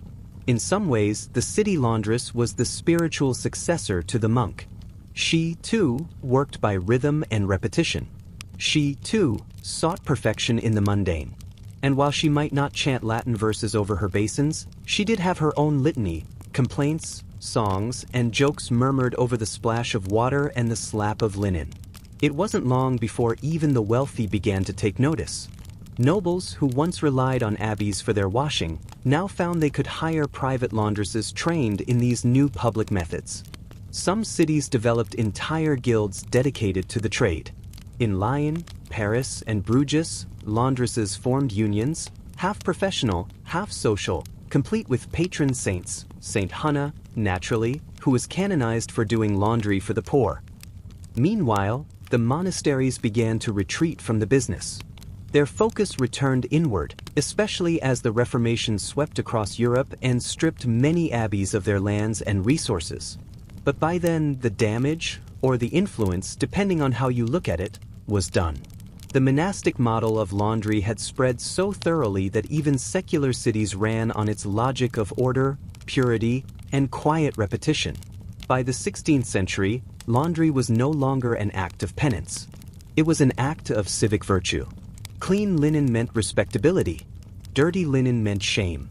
And the monks, who once scrubbed their habits under vows of silence, could only watch from their dwindling cloisters as the rest of the world adopted their discipline, minus the holiness. Still, it's hard not to imagine that somewhere, deep in the quiet cloister of a Benedictine abbey, an old monk might have smiled faintly at the irony. After all, they had spent centuries washing in secret, not realizing that one day, the entire continent would be built on their same strange rhythm: soak, scrub, rinse, repeat. It was, in its own way, a quiet kind of immortality. Chapter 10. The Scent of Virtue: How Cleanliness Became Fashionable and a Little Pretentious. By the dawn of the Renaissance, something strange had happened. What began as a humble, sacred task in dim monastic washrooms had turned into a status symbol. The act of washing, a chore once done in silence by tired monks and practical-minded lay brothers, was now an art form, perfumed, polished, and, naturally, entirely hijacked by the rich. Because nothing says civilization like taking something pious and turning it into a competition. In early modern Europe, being clean wasn't just about hygiene, it was about morality by scent. Soap, linen, and fragrance became shorthand for virtue. The logic went something like this: monks are holy, monks are clean. Therefore, if you smell like rosemary and lye, you're probably a good person. The upper classes, always eager to borrow moral superiority where they could find it, leaned into this idea with enthusiasm. Of course, they couldn't exactly copy monastic life. No one wanted to pray 5 times a day or eat in silence, but they could copy monastic laundry. And so they did with flair. The wealthy began commissioning their servants to wash clothes using recipes inspired by the old abbeys. Herbal rinses once whispered about by Benedictine brothers became fashionable trends. Rosemary, lavender, sage, and thyme, ingredients once used to bless altar linens, were now steeped in steaming basins to scent the ruffled collars of French courtiers. Linen was rinsed with rosewater, sometimes spiked with orange peel or even a splash of wine, because why not? It was, to put it mildly, a far cry from the humble soapy basins of Saint Benedict. Perfume itself, once used sparingly to mask the smell of incense and candle smoke, became inseparable from laundry. Nobles began storing their clean garments in scented chests lined with dried herbs. Alchemists, those early scientists who could make anything sound mysterious, started marketing concoctions with names like aqua mirabilis and spiritus lavangeli, essentially medieval fabric softener with branding. And in one of history's most ironic twists, these expensive concoctions were modeled on the very herbs monks grew in their simple gardens. The same lavender that once filled monastic laundry tubs now filled the pockets of perfumed handkerchiefs. Cleanliness, once a spiritual pursuit, had become a luxury industry. But as always, where there's luxury, there's absurdity. Take, for example, the court of France. During the reign of Louis XI and his successors, it was said that no respectable noble would wear linen that had not been twice washed and once blessed. Of course, blessed meant spritzed with perfume by one of the palace attendants, who probably mumbled something vaguely Latin-sounding while doing it.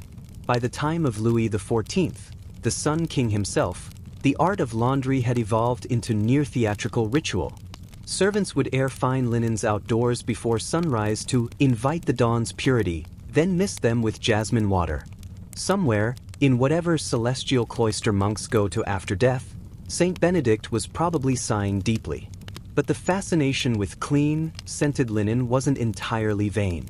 The Renaissance mind genuinely believed that cleanliness reflected cosmic order. To keep one's garments pure was to honor creation itself. Dirt symbolized decay and sin. Cleanliness symbolized harmony and grace. Even physicians began recommending the frequent changing of linen as a health measure, on the grounds that clean cloth could draw away the humors of disease. A charmingly unscientific theory, but at least it encouraged laundry. This obsession extended beyond clothing. Bedsheets, curtains, even table linens became status markers. There were nobles who prided themselves on the brightness of their tablecloths more than their family crests. And to maintain this new culture of spotless living, entire households of servants were trained in laundry arts that owed everything to monastic efficiency. The process was still laborious, soaking, boiling, beating, rinsing, but now it was accompanied by the fragrant addition of herbs, wine, and sometimes powdered chalk for brightness. The line between ritual and routine blurred. One could argue that every wash basin in Renaissance Europe was a little altar of its own. Meanwhile, in the countryside, common folk kept things simpler. Their laundry was still done by riversides, their soaps still homemade and rough. But even there, the influence of the monasteries and the wealthy began to trickle down. Herbal sachets made from dried lavender or mint became common in homes. Peasants couldn't afford rose water, but they could hang clean shirts over rosemary bushes to scent them in the sun. In short, the monks' philosophy of cleanliness as quiet devotion had gone mainstream, though it now came with embroidery, perfume, and a hint of smugness. One of the strangest results of this cultural shift was the invention of laundry days as social events. In some Italian towns, entire neighborhoods would gather for communal washing, with each family bringing its own herbal mixture. It was part hygiene, part festival. Women would trade gossip and recipes. Men would pretend not to care while secretly noting whose linens were the whitest. Clean laundry had become a kind of public virtue signal. It wasn't long before the language of cleanliness slipped into the language of morality itself. To be spotless was to be virtuous. To wash one's hands of something was to reject sin. Even today, those metaphors linger, echoes of a time when soap and sanctity went hand in hand. And perhaps that's the real legacy of the monastic laundries. They didn't just clean clothes, they rewired Europe's collective sense of purity. They made washing holy, then normal, then fashionable. Still, one can't help but imagine how the monks might have viewed their unintended influence. After all, they had labored in silence for centuries, scrubbing habits under flickering candlelight, not realizing that their daily act of humility would one day inspire entire industries of perfumed ostentation. In the end, the Renaissance may have gilded the practice, but the heart of it remained the same, a strange comfort in the small, repetitive act of renewal. Whether in a cloister or a palace, to wash was to begin again, to lift a bit of the world's weight, rinse it clean, and hang it in the sun. Chapter 11. From Sacred Soap to Science, Laundry as the Precursor to Hygiene Theory. By the 17th and 18th centuries, Europe had changed a great deal. The Renaissance had left behind fragrant linens, powdered powders, and the odd obsessions with dyed handkerchiefs. But now the Enlightenment was arriving, bringing reason, observation, and the beginnings of science. And with science came a curious question. Could cleanliness be more than just virtue? Could it actually affect health? Enter the long shadow of the monasteries. Those sleepy men who had spent centuries scrubbing their habits had unwittingly laid the groundwork for a very modern idea, that washing matters, not just spiritually, but physically. Their meticulous methods, careful rotations, and attention to hygiene in laundering weren't just ritual, they were proto-epidemiology in action. At this point, medicine and public health were rudimentary, often contradictory, and frequently fatal. Doctors still clung to humors, bloodletting, and the idea that miasma, the stinky air of cities, caused disease. Bathing oneself too much was sometimes discouraged because water could open the pores to infection. Yet laundry, thanks to monastic precedent, had a slightly different status. Clean clothes were permitted, encouraged even, as a necessary defense against the filth of the outside world. Medical writers of the 17th century began noting patterns the monks had observed intuitively for centuries. Patients whose clothing was regularly laundered seemed less prone to lice, scabies, and some fevers. A hospital or infirmary that neglected clothing hygiene often saw higher morbidity among its occupants. And so, slowly but surely, the practice of washing garments became framed as preventative medicine. Soap, rinse, and air drying were now considered not just acts of piety, but acts of prudence. Monastic methods were cited directly. Physicians recommended frequent soaking and boiling, preferably with herbs, much like the abbeys had done. Rosemary, sage, and thyme were not just aromatic, they were believed to possess protective properties. Monks had been right about the scents all along, not scientifically precise, but symbolically reinforcing the notion that cleanliness correlated with health. The Enlightenment also introduced documentation. Curious minds like Bernardino Ramazzini in Italy, a physician sometimes called the father of occupational medicine, noted that laundresses, despite their harsh labor, often had fewer infestations than comparable workers in other trades. This wasn't a glamorous discovery, but it lent empirical support to centuries of monastic labor. Repeated washing of textiles, even if done in cold water with coarse soap, reduced the spread of certain ailments. By the 18th century, urban authorities began to recognize laundry as a public health measure. Regulations appeared in cities across France, England, and the Low Countries, mandating communal washhouses with flowing water. These institutions mirrored monastic systems, though naturally less meditative and more bureaucratic. Laundries became civic tools, aiming to reduce disease and improve sanitation among the population. Interestingly, this period also marked a cultural shift. Cleanliness moved from being a purely moral or spiritual attribute to a measurable, observable virtue.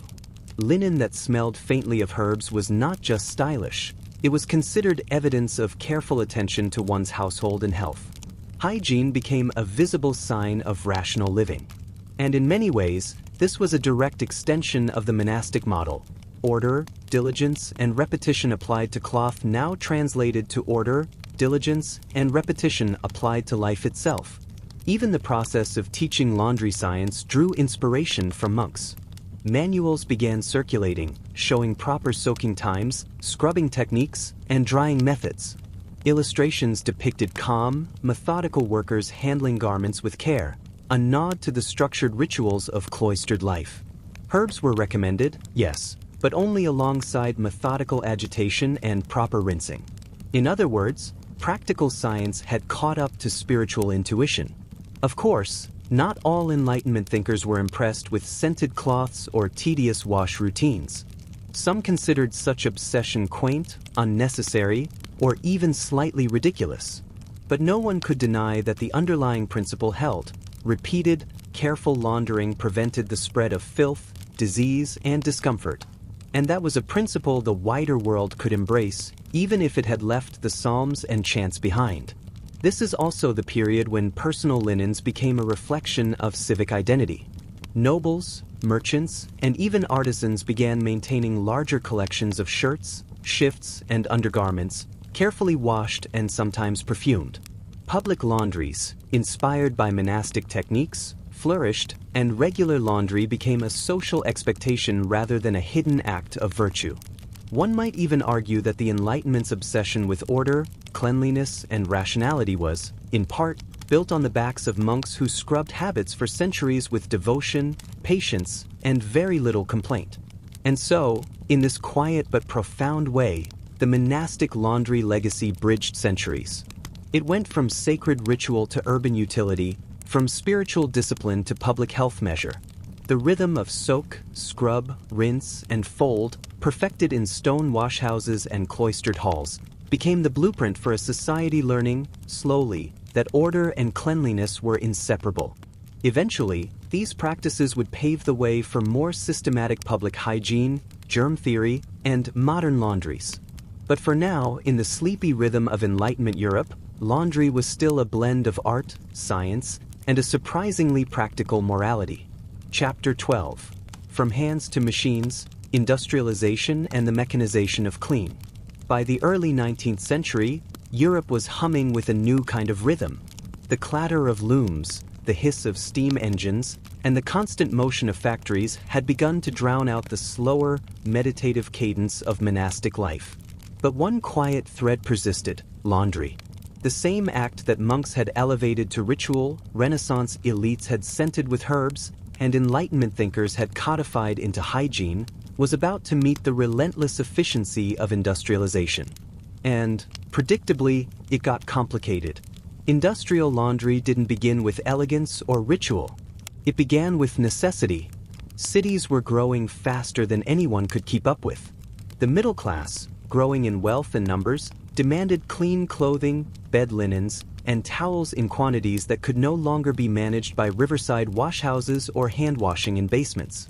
Suddenly, laundry wasn't just domestic labor, it was a commercial enterprise. And commercial enterprises in the industrial age tended to prioritize speed over contemplation.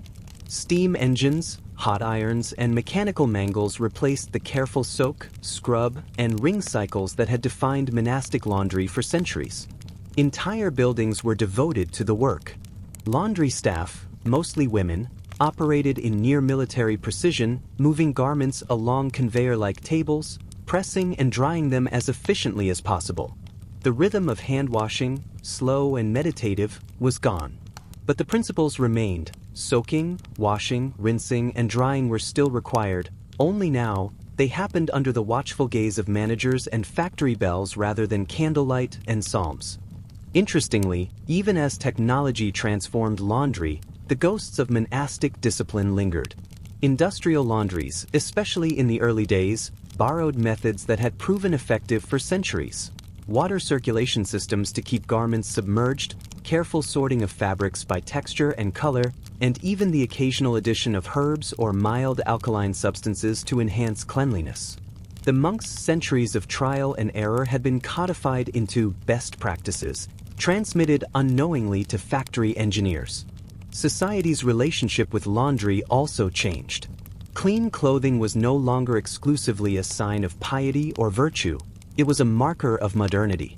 Those who could afford industrially cleaned garments demonstrated that they were organized, rational, and, importantly, part of the new urban order. Meanwhile, those who could not, or chose not to, lived in a world where dirt was unavoidable and social mobility limited.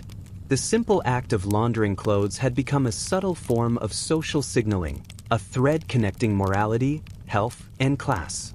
Yet, despite the march of machines, the spiritual undertone of laundering persisted in subtle ways.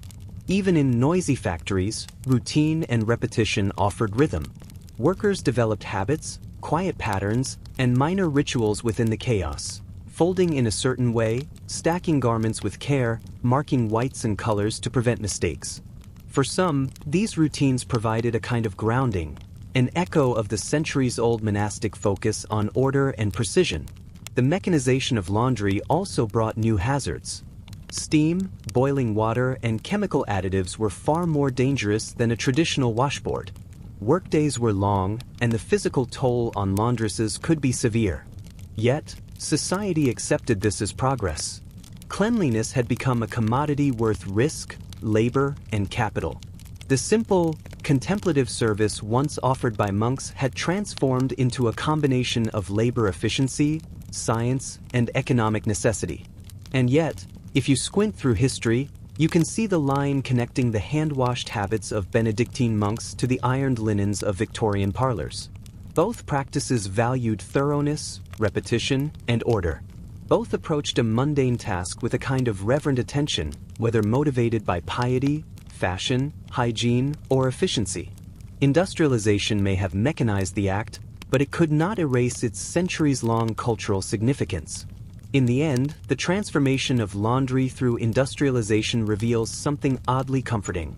No matter how fast the world moves, the human desire for order and cleanliness persists. What began as a meditative act in stone washrooms became a cornerstone of public health, an art form in noble households, and finally, a mass industry necessity. Each phase reflects the priorities and values of its time, yet the essence remains. Washing, folding, and caring for fabric is more than a chore, it is a quiet ritual of civilization itself. Chapter 13. The Moral of the Fold, Laundry as Meditation and Social Mirror. By the 19th century, laundry had become far more than a domestic chore. It was no longer confined to monasteries or noble households. It had infiltrated the streets, factories, and homes of the rapidly industrializing world. And yet, for all its technological transformation, there remained something quietly human about it. The act of washing clothes, so simple on the surface, retained a strange, almost meditative power that had been cultivated for centuries. Consider the rhythm.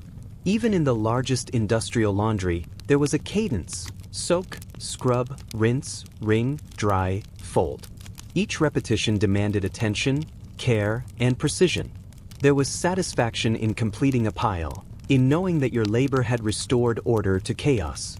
And while the monks had infused their washrooms with prayer and ritual, the modern laundress, washerwoman, or factory worker found a secular form of meditation in the repetition. Focus, patience, and physical motion became a quiet meditation for mind and body alike. Laundry also served as a mirror of society. Clean clothes signaled morality, hygiene, and social order. Families who could afford regular washing displayed their prosperity. Urban workers strove to maintain garments that would pass public scrutiny. Even the poorest households recognized the symbolic power of clean linen. To be clean was to be respectable, orderly, and, in some small way, virtuous. In a world where status and perception mattered, laundry became a silent but pervasive tool of social navigation. This symbolic function wasn't new. Monks had long recognized that care for garments reflected care for self and community. The ritual of washing, drying, and folding was an external manifestation of inner order. By preserving cleanliness, they were, in essence, maintaining spiritual discipline. Industrial and urban societies merely secularized this principle. Order in fabric mirrored order in life, and cleanliness became a metric for moral and civic standing. There was also a psychological dimension. Laundry offers tangible results in a way few other daily tasks can. Dirty, limp, or wrinkled garments are transformed through methodical effort into something functional, pleasant, and orderly. The mind finds quiet satisfaction in measurable progress. This may explain why, across centuries and cultures, humans have repeatedly turned to cleaning and folding as a form of quiet meditation. Monks in stone wash houses, Renaissance nobles sprinkling lavender on fine linen, Enlightenment families following carefully illustrated manuals, and Victorian laundry workers operating noisy steam presses, all were participating in the same human ritual, restoring order through care. Moreover, laundry reflects control. In a world where disease, death, and social chaos loomed constantly, the simple act of maintaining clean garments provided a sense of mastery. Water, soap, and cloth, these were things one could command, unlike plague, fire, or famine. And in that mastery, there was comfort, subtle morality, and a whisper of power over the inevitable mess of life. Even aesthetically, folded linens carried a sense of calm. Stacks of white sheets, ironed shirts, and neatly hung habits represented a small victory against entropy. In monasteries, these visual cues reinforced spiritual discipline. In urban households, they communicated order, discipline, and respectability. Across centuries, humans have been drawn to tidy, symmetrical arrangements because they offer a momentary escape from chaos, a sense of peace in a small, comprehensible domain. And let's not forget the communal aspect. Whether in cloister washrooms, riverside laundry pits, or crowded industrial laundries, the act of cleaning together reinforced bonds.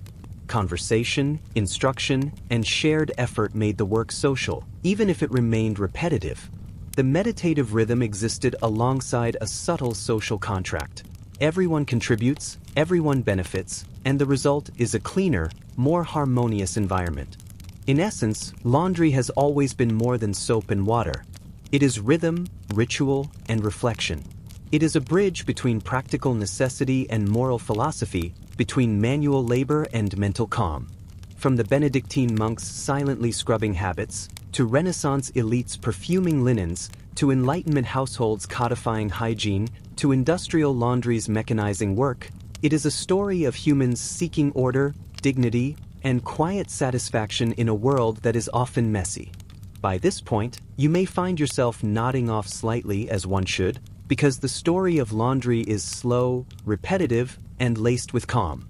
But it's also profound in its persistence. For centuries, humans have found meaning in the simplest of acts, and sometimes the humblest task, washing and folding, carries wisdom that is both practical and spiritual. Chapter 14. Modern Rituals: How Centuries of Laundry Became Domestic Tradition.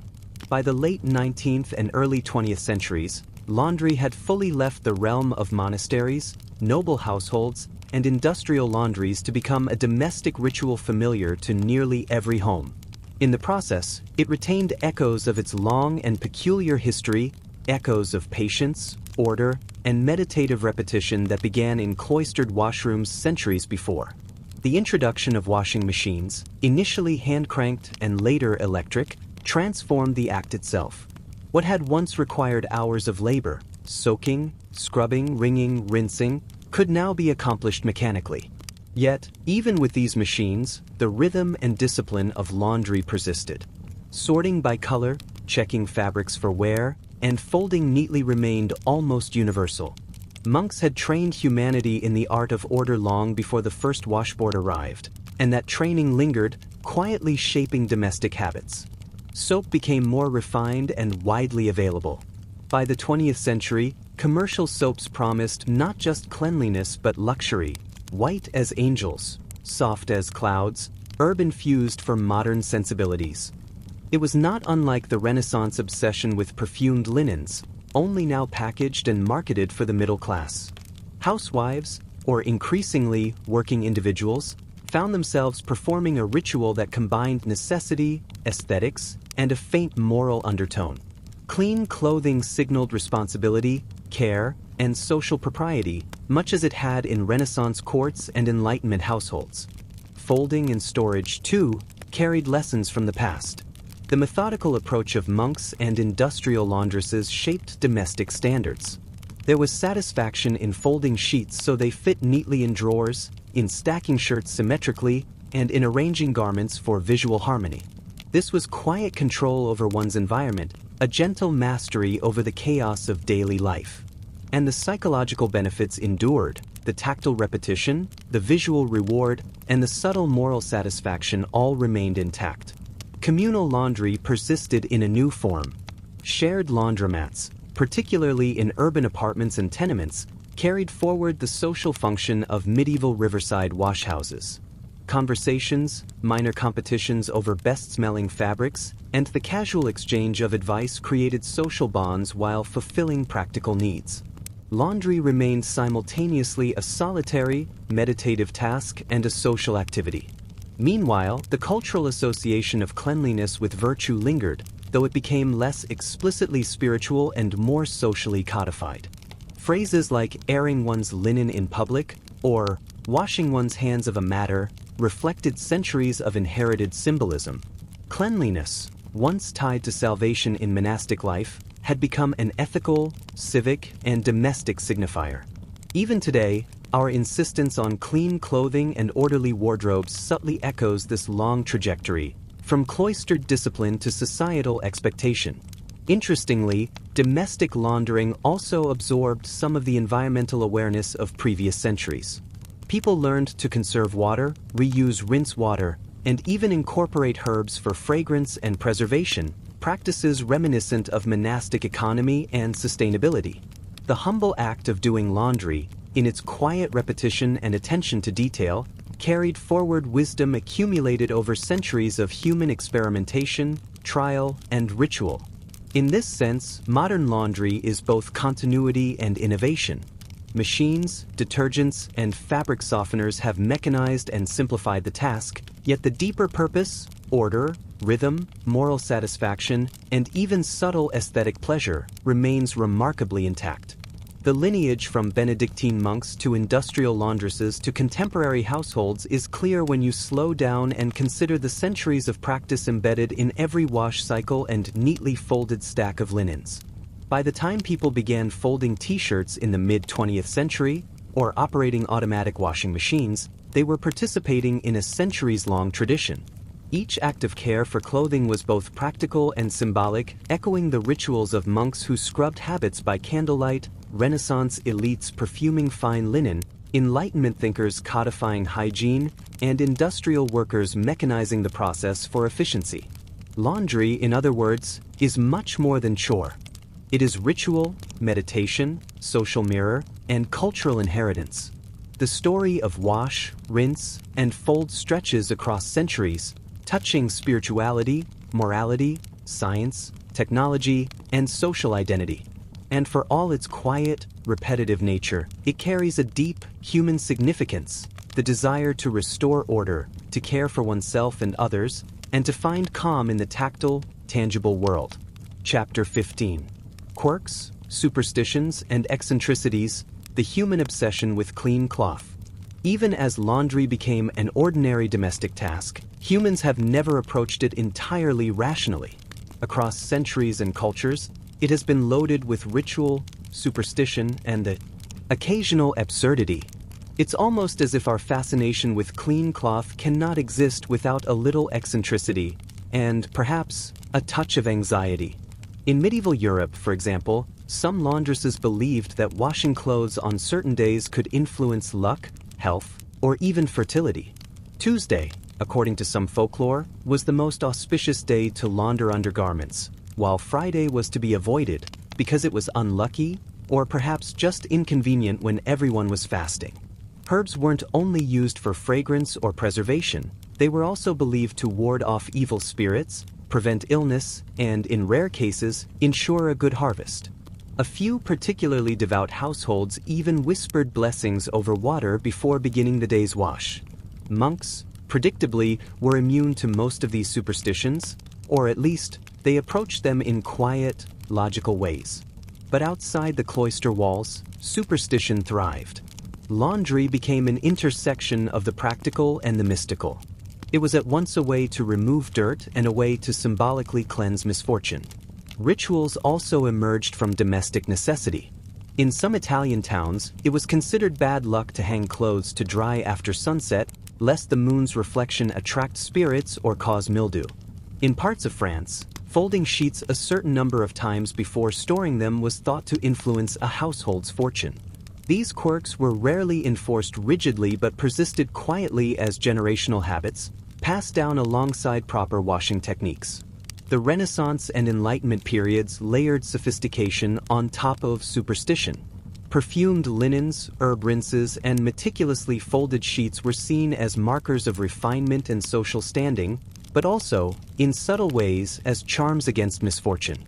A neatly laundered collar could be a statement of morality, health, and social respectability all at once.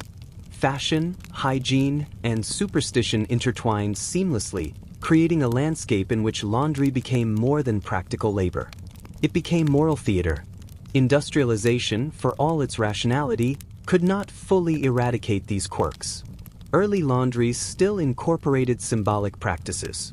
Some industrial laundries insisted on repeating certain steps in fixed orders to avoid mistakes or bad luck. Workers developed personal rituals, folding left before right, stacking whites on top of colors, humming particular tunes while ironing. Repetition, rhythm, and order, principles first emphasized by monks, remained psychologically important even as the work itself became mechanized. Even today, domestic laundering carries echoes of these eccentricities. People separate colors meticulously, hang sheets to catch sunlight, and keep special clothes for good luck or ceremonial purposes. A freshly folded shirt can elicit a subtle sense of pride or moral satisfaction that is both emotional and cultural. We continue centuries of human conditioning, the sense that to clean, fold, and care for fabric is also to care for the self, the household, and, perhaps faintly, one's luck. There are also humorous cultural idiosyncrasies. In parts of Japan, the ritual of folding is elevated to an art form, creating geometric precision worthy of admiration. In the American South, hanging laundry on a line in the yard is both practical and social. Neighbors exchange gossip, children chase each other around poles, and the sun itself becomes a cleansing agent. Laundry, in every form, remains an intersection of the practical, the social, and the personal. And then there are the minor anxieties: shrinking shirts, faded colors, stubborn stains. Humans, it seems, have long projected their worries and hopes onto cloth. Clean linen is a victory over disorder. Wrinkled or dirty clothing is a small, daily defeat. This tiny battlefield between chaos and order has been constant for centuries. From monks scrubbing habits with prayerful patience, to industrial workers pressing shirts under steam and brass rollers, to contemporary households meticulously following care labels, laundry has always been a measure of human diligence, care, and occasionally, obsession. The eccentricities and superstitions of laundry, whether charming, ritualistic, or mildly absurd, reveal the human desire to exert control over a messy world. The act of washing, drying, and folding connects generations. It carries the wisdom of monks, the ingenuity of Renaissance perfumers, the discipline of Enlightenment households, and the efficiency of industrial laundries. And throughout, it remains quietly meditative, socially reinforcing, and sometimes ridiculously idiosyncratic. Chapter 16: Civility in Cloth, Laundry as a Measure of Morality and Culture. By the 19th and 20th centuries, laundry had evolved from a sacred, meditative practice into a broader reflection of social norms and moral expectations. Clean clothing, once a sign of spiritual discipline in monastic life, now signaled personal responsibility, civility, and respectability in domestic and public life. Across Europe and North America, the act of washing and maintaining garments became inseparable from cultural ideals, and sometimes even subtle judgments about character. Households, particularly in urban settings, were measured by the care of their clothing and linens. A well-kept wardrobe reflected not just cleanliness, but order, diligence, and social competence. The domestic sphere was seen as an extension of moral virtue. A tidy home, freshly laundered garments, and neatly folded sheets demonstrated discipline and care. Conversely, wrinkled, soiled, or neglected clothing could imply carelessness, improvidence, or even moral laxity. This notion extended to children. Parents were expected to instill in their offspring habits of cleanliness, including proper laundering techniques, folding, and storage. Monastic discipline, once reserved for cloistered adults, was quietly transplanted into the home. Repetition, order, and care for possessions became moral lessons. Laundry became part of the social curriculum, a mundane but persistent way to teach responsibility and foresight. In middle and upper-class circles, the laundering process also became a display of wealth and sophistication. Hiring laundresses, utilizing industrial washhouses, or maintaining specialized servants for linen care was a marker of social status.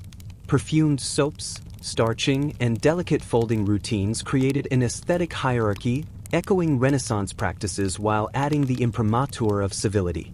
Clean, well-cared-for garments were not merely functional, they were aspirational. Even in the working classes, cleanliness carried moral weight. Laundries became community hubs, where social reputation could be observed as much in the condition of clothes as in conversation. Neighbors evaluated one another quietly, whose linens were bright, whose collars crisp, whose household observed the ritual of washing with diligence. These social norms reinforced a sense of communal morality grounded in the simple act of maintaining clothing. Interestingly, these expectations intersected with gender roles. Laundry remained predominantly women's work, and mastery of this labor became a key measure of feminine virtue. Skillful washing, careful folding, and orderly storage were celebrated, while neglect could be socially penalized. Laundry thus became both a practical necessity and a subtle form of social control, shaping behavior and reinforcing cultural ideals through repetition and observation. The psychological dimension persisted as well. The rhythmic motions of washing, wringing, and folding, whether done in solitude or amidst bustling family activity, provided a sense of mastery over one's environment. Repetition reinforced mental order, and the tangible results offered satisfaction and reassurance. This mirrored centuries-old monastic practices. Human beings find calm and structure in predictable, deliberate labor. Laundry also reinforced cultural continuity. Traditions of folding, airing, scenting, and ironing were handed down from generation to generation. In subtle ways, households maintained connections to centuries of history, from Benedictine monasteries and Renaissance perfumed linens to Enlightenment hygiene manuals and industrial laundries. Each act of care for cloth carried the imprint of these historical legacies, shaping both personal habit and cultural expectation. Moreover, laundry functioned as a social equalizer and divider simultaneously. Cleanliness and care could elevate social perception, creating subtle hierarchies within neighborhoods, workplaces, and schools.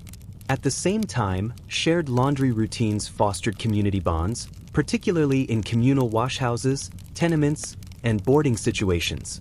It was a domain where human order, moral expectation, and practical necessity intersected. In essence, by the modern era, laundry had transcended its origins as a practical chore or spiritual exercise. It had become a mirror reflecting human values: civility, morality, order, diligence, and social perception. It was a medium through which people silently communicated virtue, care, and competence, while simultaneously reinforcing tradition and continuity. Chapter 17. Across continents, how laundry practices spread and evolved globally. As the 19th century progressed, laundry was no longer merely a European preoccupation. The expansion of empires, trade networks, and migration carried both people and their laundry habits to distant corners of the world. Monastic innovations, Renaissance rituals, and industrial techniques, each layer of accumulated wisdom, traveled with them, quietly shaping domestic and communal practices across continents. In colonial India, for example, British administrators and settlers introduced European methods of laundering alongside industrial soap and equipment. Yet local practices persisted.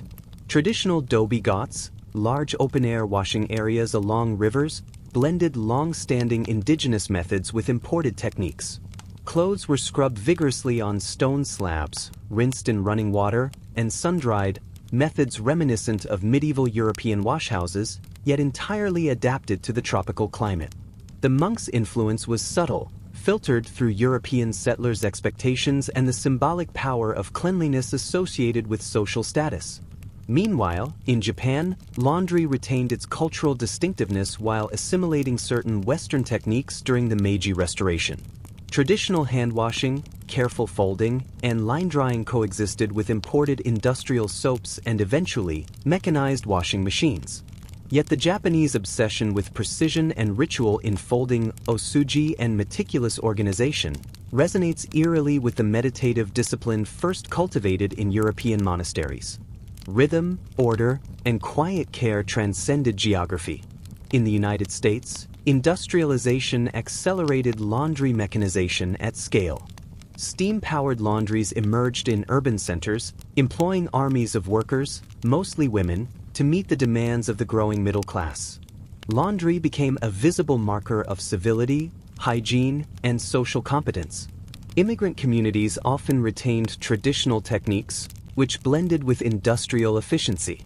The resulting patchwork of methods created unique local cultures of cleanliness, each influenced subtly by centuries of European monastic and civic practice. Even in Africa, colonial influence introduced European soaps and washhouse systems, though local techniques persisted. Communities adapted methods to available water sources, fabric types, and climatic conditions. Sun-drying remained crucial, echoing centuries-old practices from Mediterranean and monastic traditions, while herbal rinses found their way into local adaptations, sometimes coinciding with pre-existing spiritual or medicinal beliefs. The global spread of laundry also reinforced social hierarchies and gender norms, much as it had in Europe. Women, often responsible for domestic washing, became arbiters of cleanliness and, by extension, social order. Mastery over laundry signaled competence, diligence, and virtue. Where industrial laundries existed, Workers' skill in handling delicate fabrics and ensuring uniform cleanliness became a valued, though exhausting, form of labor. The ethical and aesthetic dimensions of laundering persisted, even as methods and contexts diversified.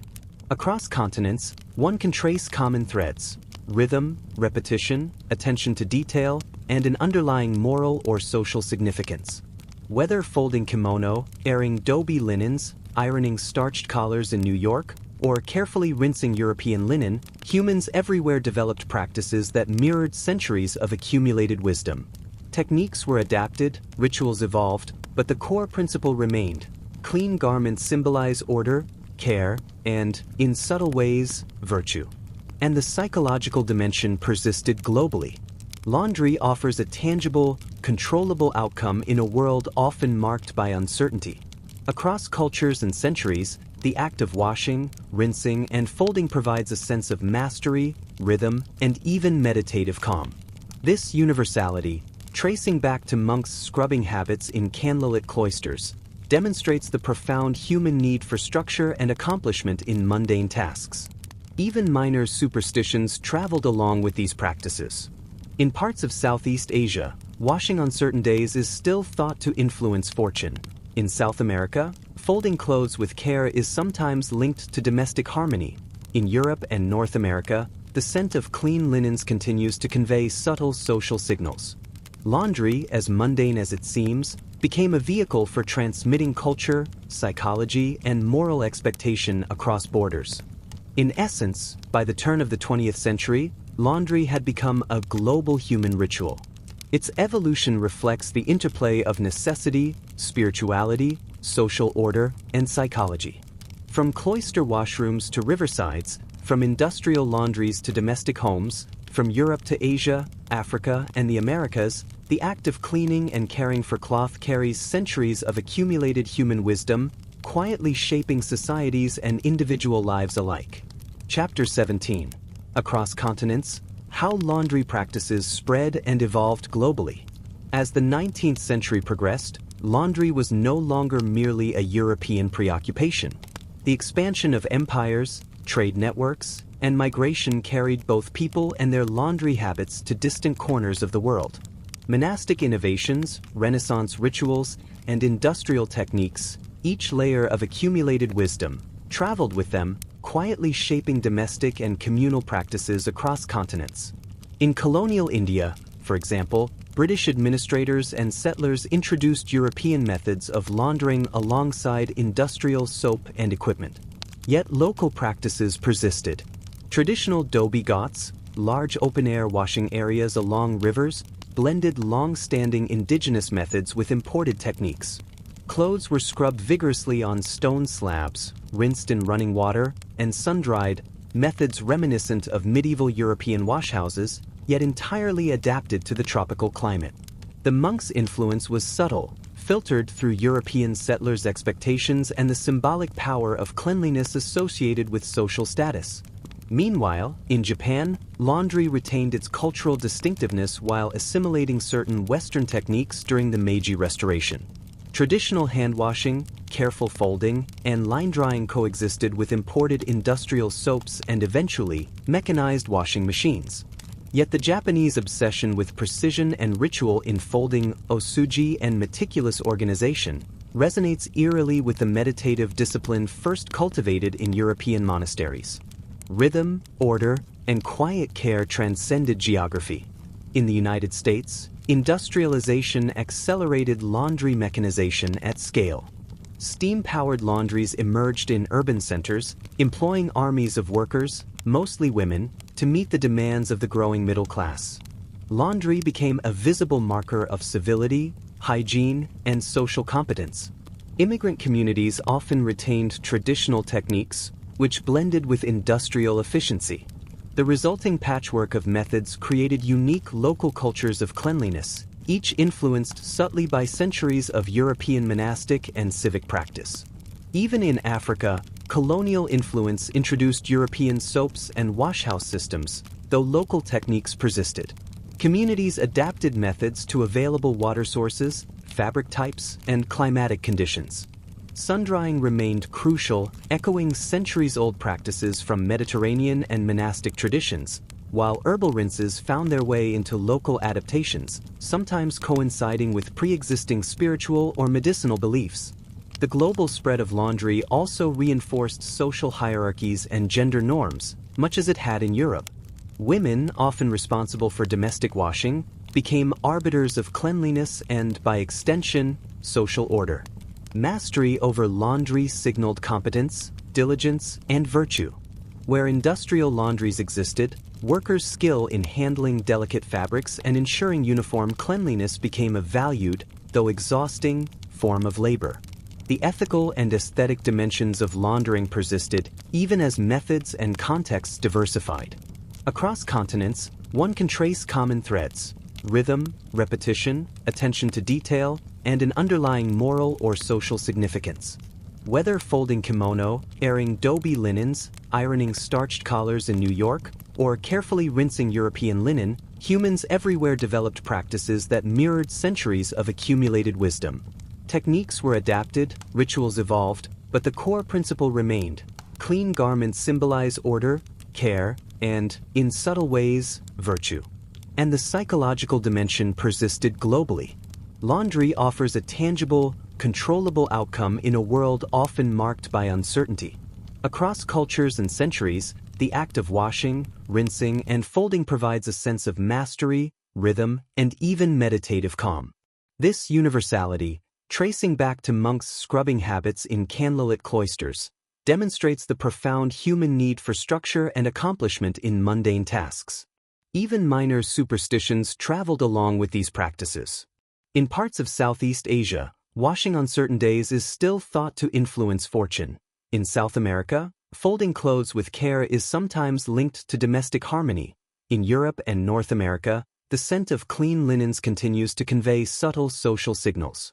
Laundry, as mundane as it seems, became a vehicle for transmitting culture, psychology, and moral expectation across borders. In essence, by the turn of the 20th century, laundry had become a global human ritual. Its evolution reflects the interplay of necessity, spirituality, social order, and psychology. From cloister washrooms to riversides, from industrial laundries to domestic homes, from Europe to Asia, Africa, and the Americas, the act of cleaning and caring for cloth carries centuries of accumulated human wisdom, quietly shaping societies and individual lives alike.